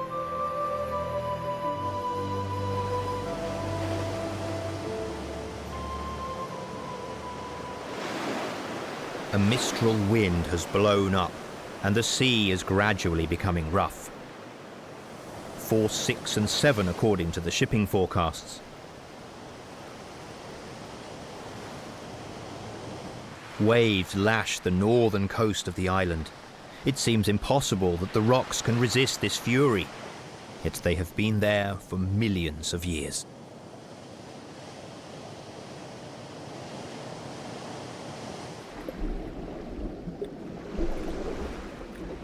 The mistral lasts for 5 days, then, little by little, the sea calms. Entire marine meadows of Posidonia seagrass have been torn up by the waves and now lie heaped on the beaches. Among it are some survivors that have been swept off course and miraculously escaped the fury of the storm. A swarm of migratory locusts was caught up in the fury of the wind and has been transported hundreds of miles away from North Africa, where it was devouring the meagre vegetation. Many drowned, but some were lucky enough to end up in the shelter of the coast and find dry land. They do not manage to breed, at least for the moment, but in the future, with rising temperatures and the northward expansion of arid areas, they could end up becoming regular guests to southern Italy.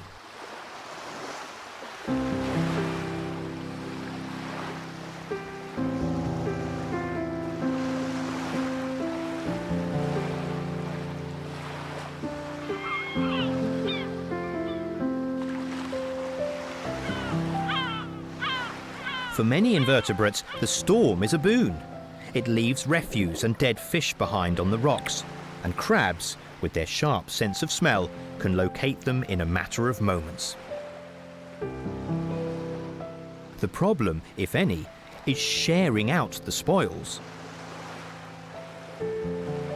In one corner, smaller crabs, slender but fast runners. In the other, a slow, fat, marbled rock crab.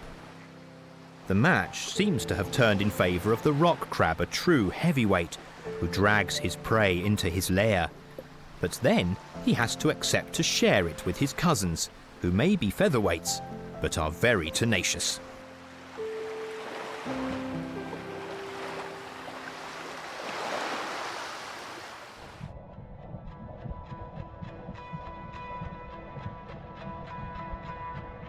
The Aeolian Islands belong to a volcanic chain of the southern Tyrrhenian Sea, which here is over 3,000 metres deep.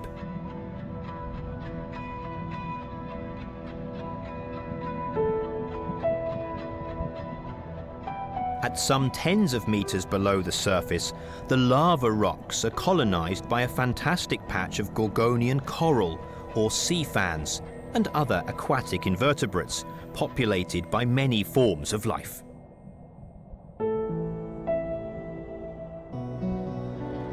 By the flashing lights of a submarine exploration vehicle, we discover an unusual, almost lunar landscape. A wavy plain buried under a layer of fine, almost weightless sediments.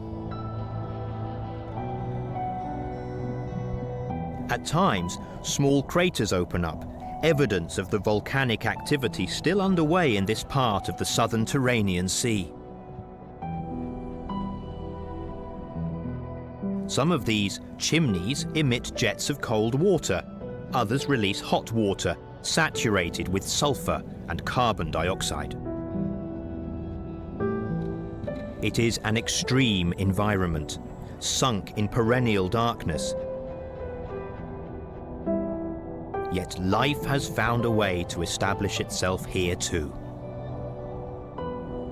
In particular, microscopic organisms that derive the energy they need to live from the reactions from the numerous chemical compounds present in the water.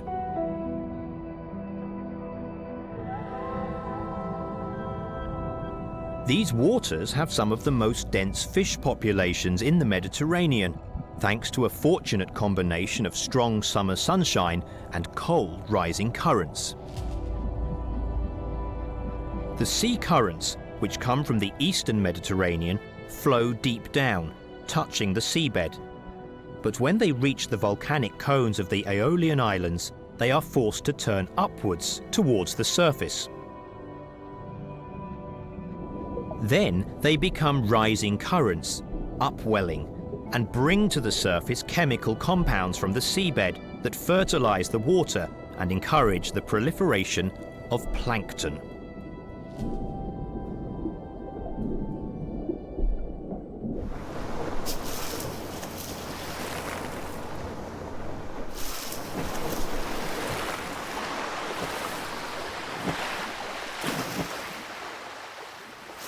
The plankton are the beginnings of a rich food chain that benefits both humans and seabirds, especially shearwaters.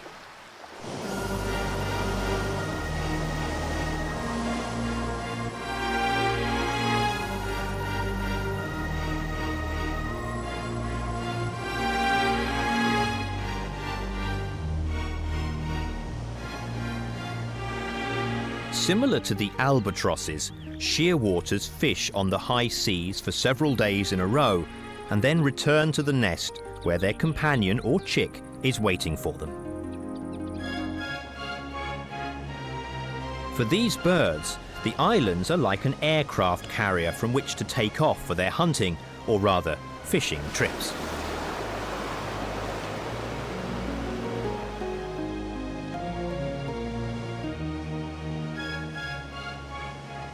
The rough sea, when the wind blows at 40 knots and obliges fishing boats to repair leeward, does not stop the shearers, which speed without apparent effort across the waves.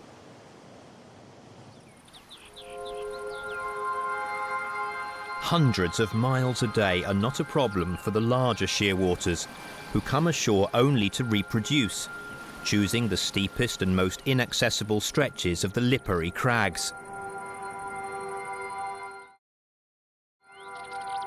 They exploit the clefts between the boulders and the burrows of wild rabbits, where it's cooler, and choose the darkest hours of the night to return to land, to avoid running the risk of meeting gulls that could steal their food.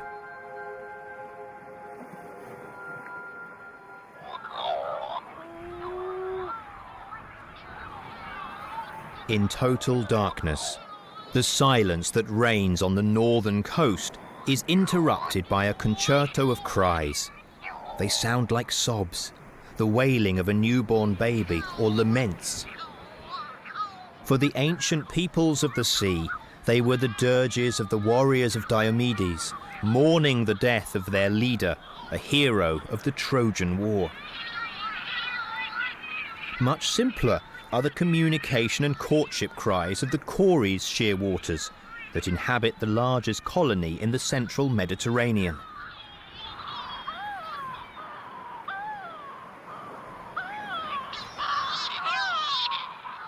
They are sea creatures, spending months on end without ever seeing dry land, but now they are facing the most difficult moments of their existence.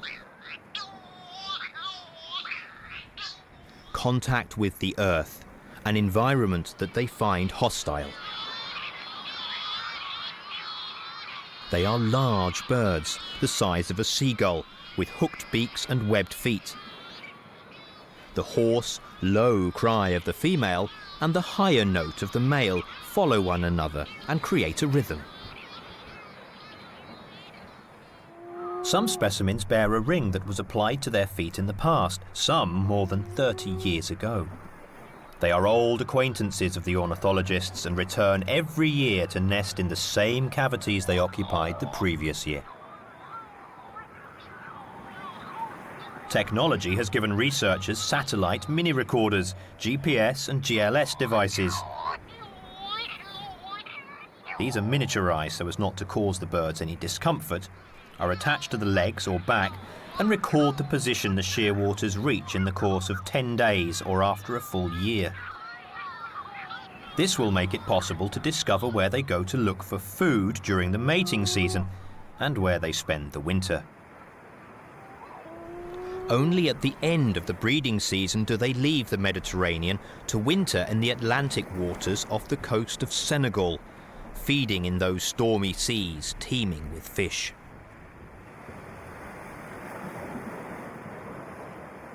Fortunately, apart from humans, shearwaters have few natural enemies. Or rather, they had few natural enemies. Even in the most remote areas of the rocks, several predatory animals from the mainland have appeared. Versatile, agile and daring predators, black rats, brought to the island inadvertently by men, became very common and found food to live on around the houses, but especially in the shearwater colony. They discovered that the eggs and youngest and most defenseless chicks made an excellent meal. In a few years, 70% of the incubating eggs had been destroyed by the greedy rodents.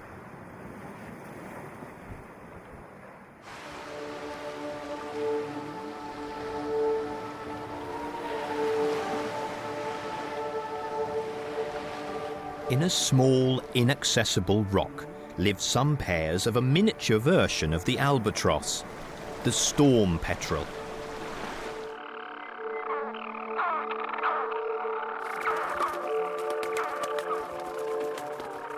For 350 days a year, it is impossible to approach the small rock. In front is the open sea.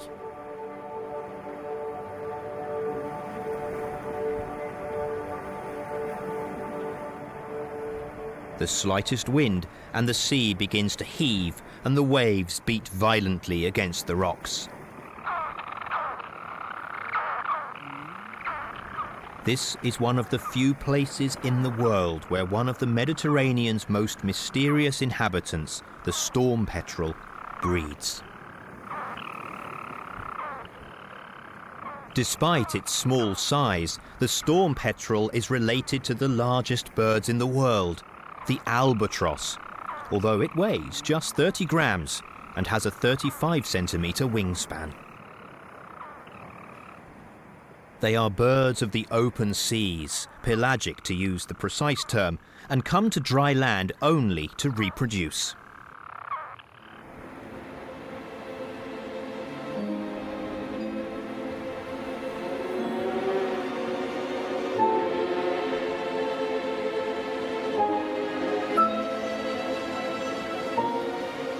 Storm petrels materialize, as if by magic, from April, but always at night, moving safely in total darkness. They lay only one, rather large egg.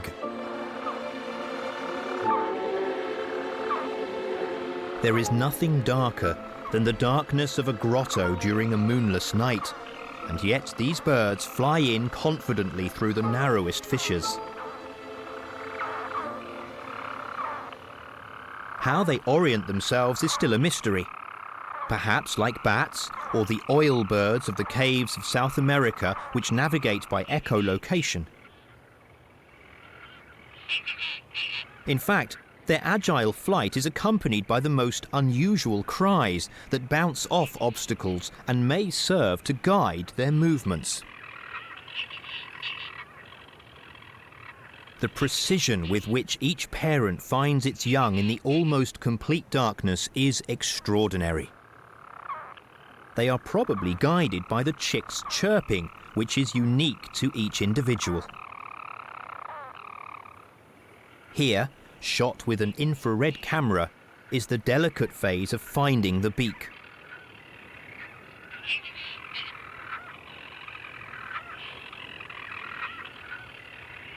Everything happens in almost total darkness.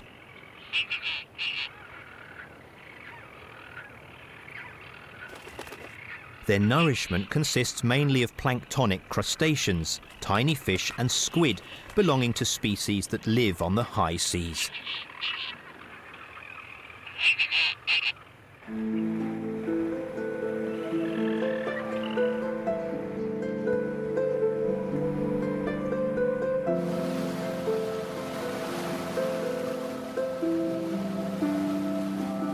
Plankton, the same that sustains storm petrels, is at the base of the food chain that leads to the largest animals on the planet.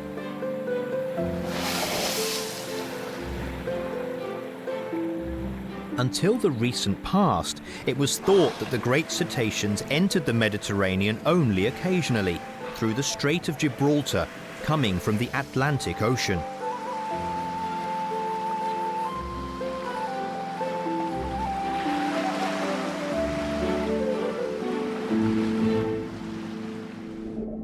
It was also believed that they did not stay for long, just long enough to take a swim in the clear, warm waters of this small inland sea.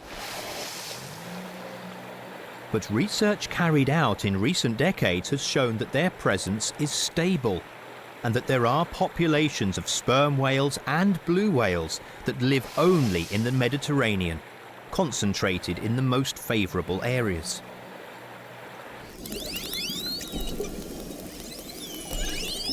Groups of pilot whales crisscross off the Aeolian Islands, along with Risso's dolphins, great squid hunters.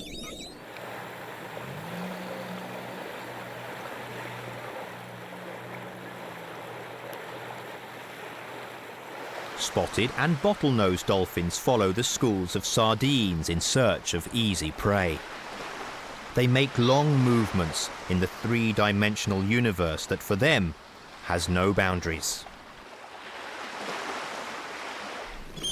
Storm petrels and shearwaters feed on cephalopods, squid and octopus, and pelagic fish, which are a vital link in the food chain that transfers energy from phytoplankton to the fastest and most fascinating predators in the Mediterranean, the tuna.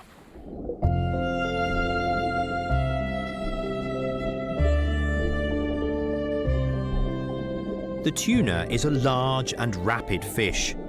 The largest specimens can measure 3 meters in length and weigh 1 ton. Warm blood flows through its arteries.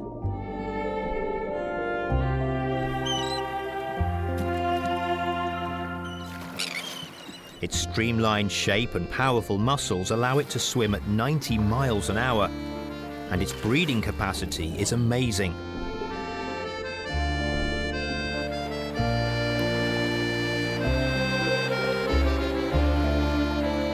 Tuna have been a vital resource for the coastal populations of the Mediterranean for thousands of years, but they are difficult to catch as they are large and open water fish.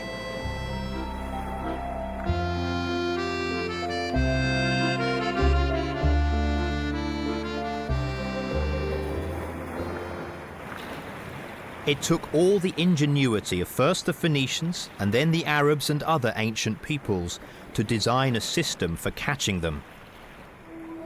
The tonara. This is a complex of fixed nets made up of robust nets fixed to the seabed by large metal anchors. The net must be perfectly taut from the bottom to the surface in order to form an impenetrable wall that can intercept the schools of tuna that enter the Mediterranean through the Strait of Gibraltar and move along the coast to spawn, and force them into the giant trap from which they will only emerge when they are dead. It is a thrilling spectacle, no doubt, but it has its rules. The tuna should not suffer unnecessarily. The young fish are spared and thrown back into the sea. The tonnara is the only method of fishing that allows only tuna to be caught, and only mature adults.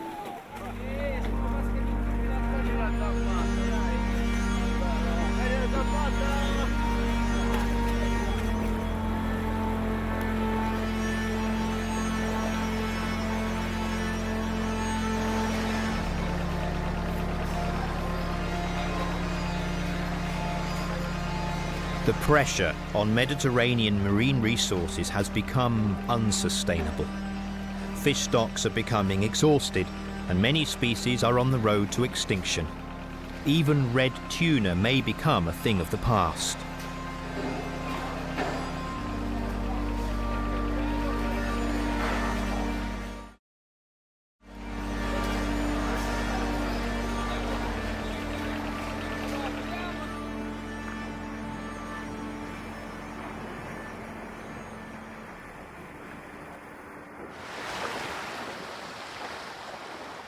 Humans were among the last creatures to reach the islands, attracted by what the eruptions had brought to the surface from the womb of the earth. Among Lipari's most valuable products are obsidian, a substance of glassy consistency used to build blades and arrowheads, as well as kaolin, indispensable for hardening terracotta, and the pumice stone, which has always played an important role in construction due to its light weight. Once they arrived on the islands, they had to cultivate the sand and the volcanic rock. But the main problem has always been the scarcity of fresh water.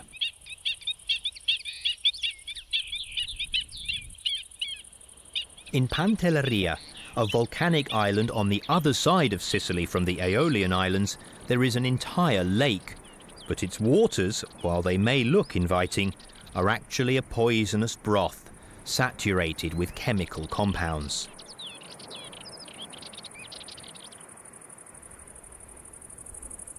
The islanders collect rainwater, exploiting the domed roofs that convey it to underground cisterns.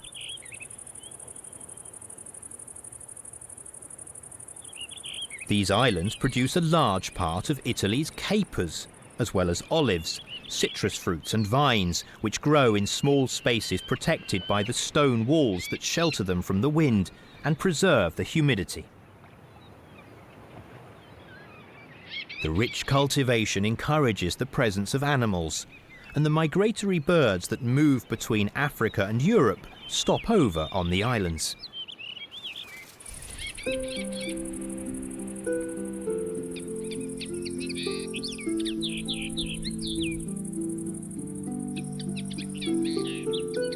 They are tiny birds. The flycatcher weighs 10 grams, the melodious warbler less than 8, and the windchat 6 grams. Yet they are extraordinary travellers that have crossed the desert and the sea, navigating by the sun and stars to come to nest in the woods and countryside of Europe and Asia.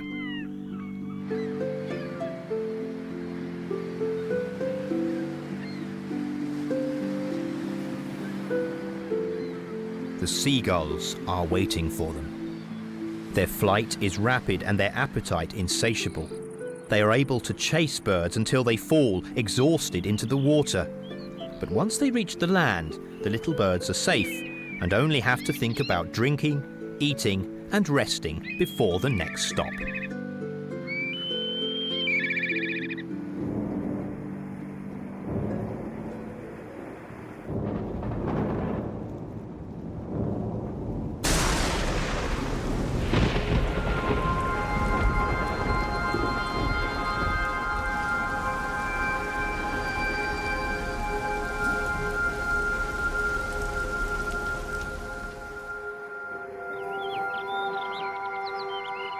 In these little islands, early autumn coincides with a second spring.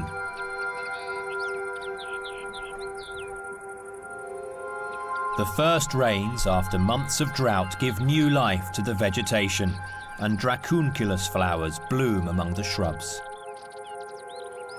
This is a plant of the aroid family, which rather than having a sweet perfume, stinks like rotting meat to attract the flies that help pollinate it.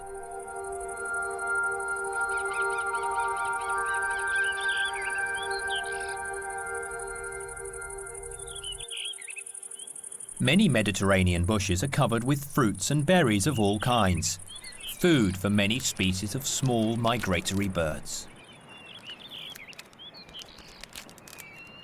When these little birds come down from the north to go back to winter in Africa, they once again face a tiring and risky journey, made even more dramatic by the Eleonora's falcons, the great birds of prey with scythe wings and the lightning flight waiting for them on the cliffs.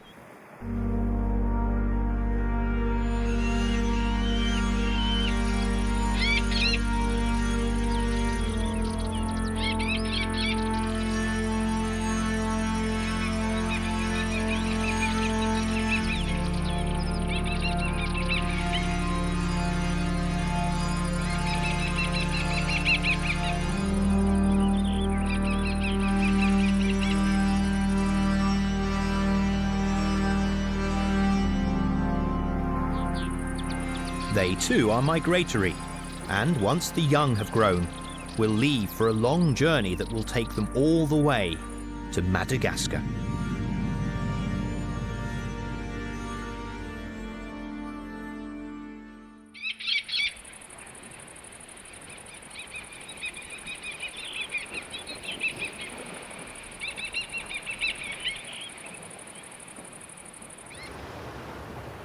Stromboli is the last island of the volcanic arch of the Aeolian Islands and is the most remote. Surrounded by miles of open sea, it has been reached only by a small fraction of the plants and animals that live in Lipari or Salina. There are some lizards and a few sedentary birds, including the inevitable sparrows. Stromboli, which is almost 1,000 meters above sea level, is a young volcano. It is only 100,000 years old, and like all youngsters, it is very lively. It is considered the most active volcano in the Mediterranean because its 3 vents are in perennial explosive activity.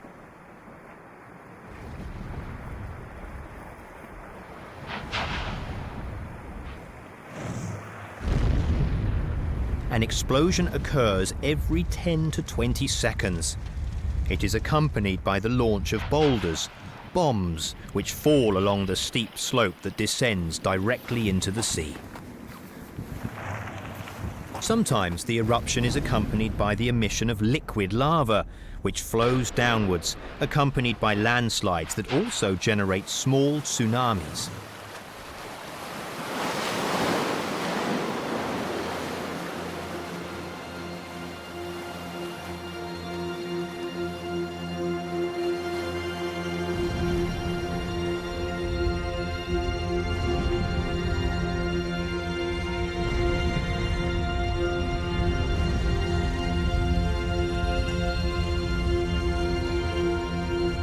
The volcano then begins to look like an immense and interminable firework, visible from a great distance. It has always been a beacon for sailors.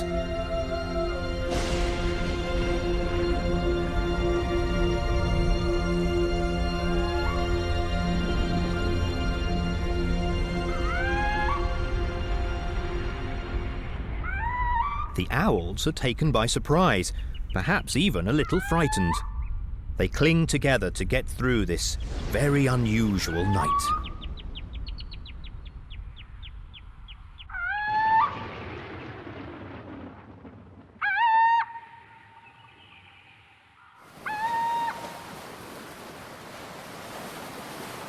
When calm returns, relative calm because the volcano never sleeps, the island rouses itself from the trance state into which it has fallen during the last violent eruption and resumes its life, following the same slow rhythm of time immemorial.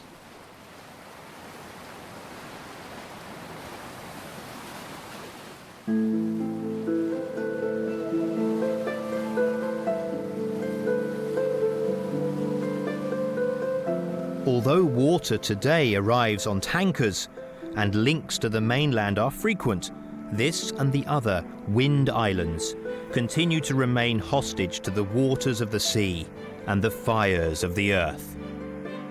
There are few things you can be sure of in this world, but one thing is certain. This eruption will not be the last, and life here will always be an uphill struggle.